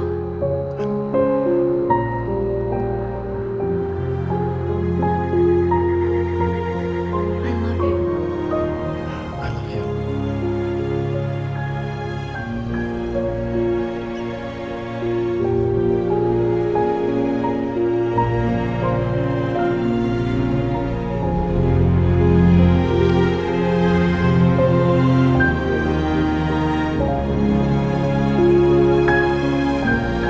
A woman, a man, two lovers, held apart for far too long, enveloped in the light of a glorious dawn. They both feel it. He's home at last. Are these actual events, or merely a dream? A memory, or a glimpse of what is to come? One thing is certain. This scene takes place in another time and another place, far, far away from Night Springs.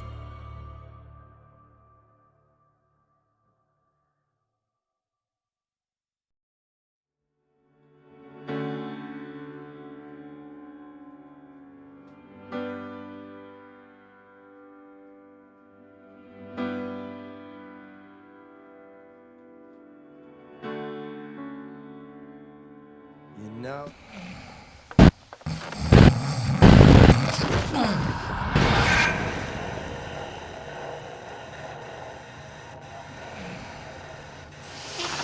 No?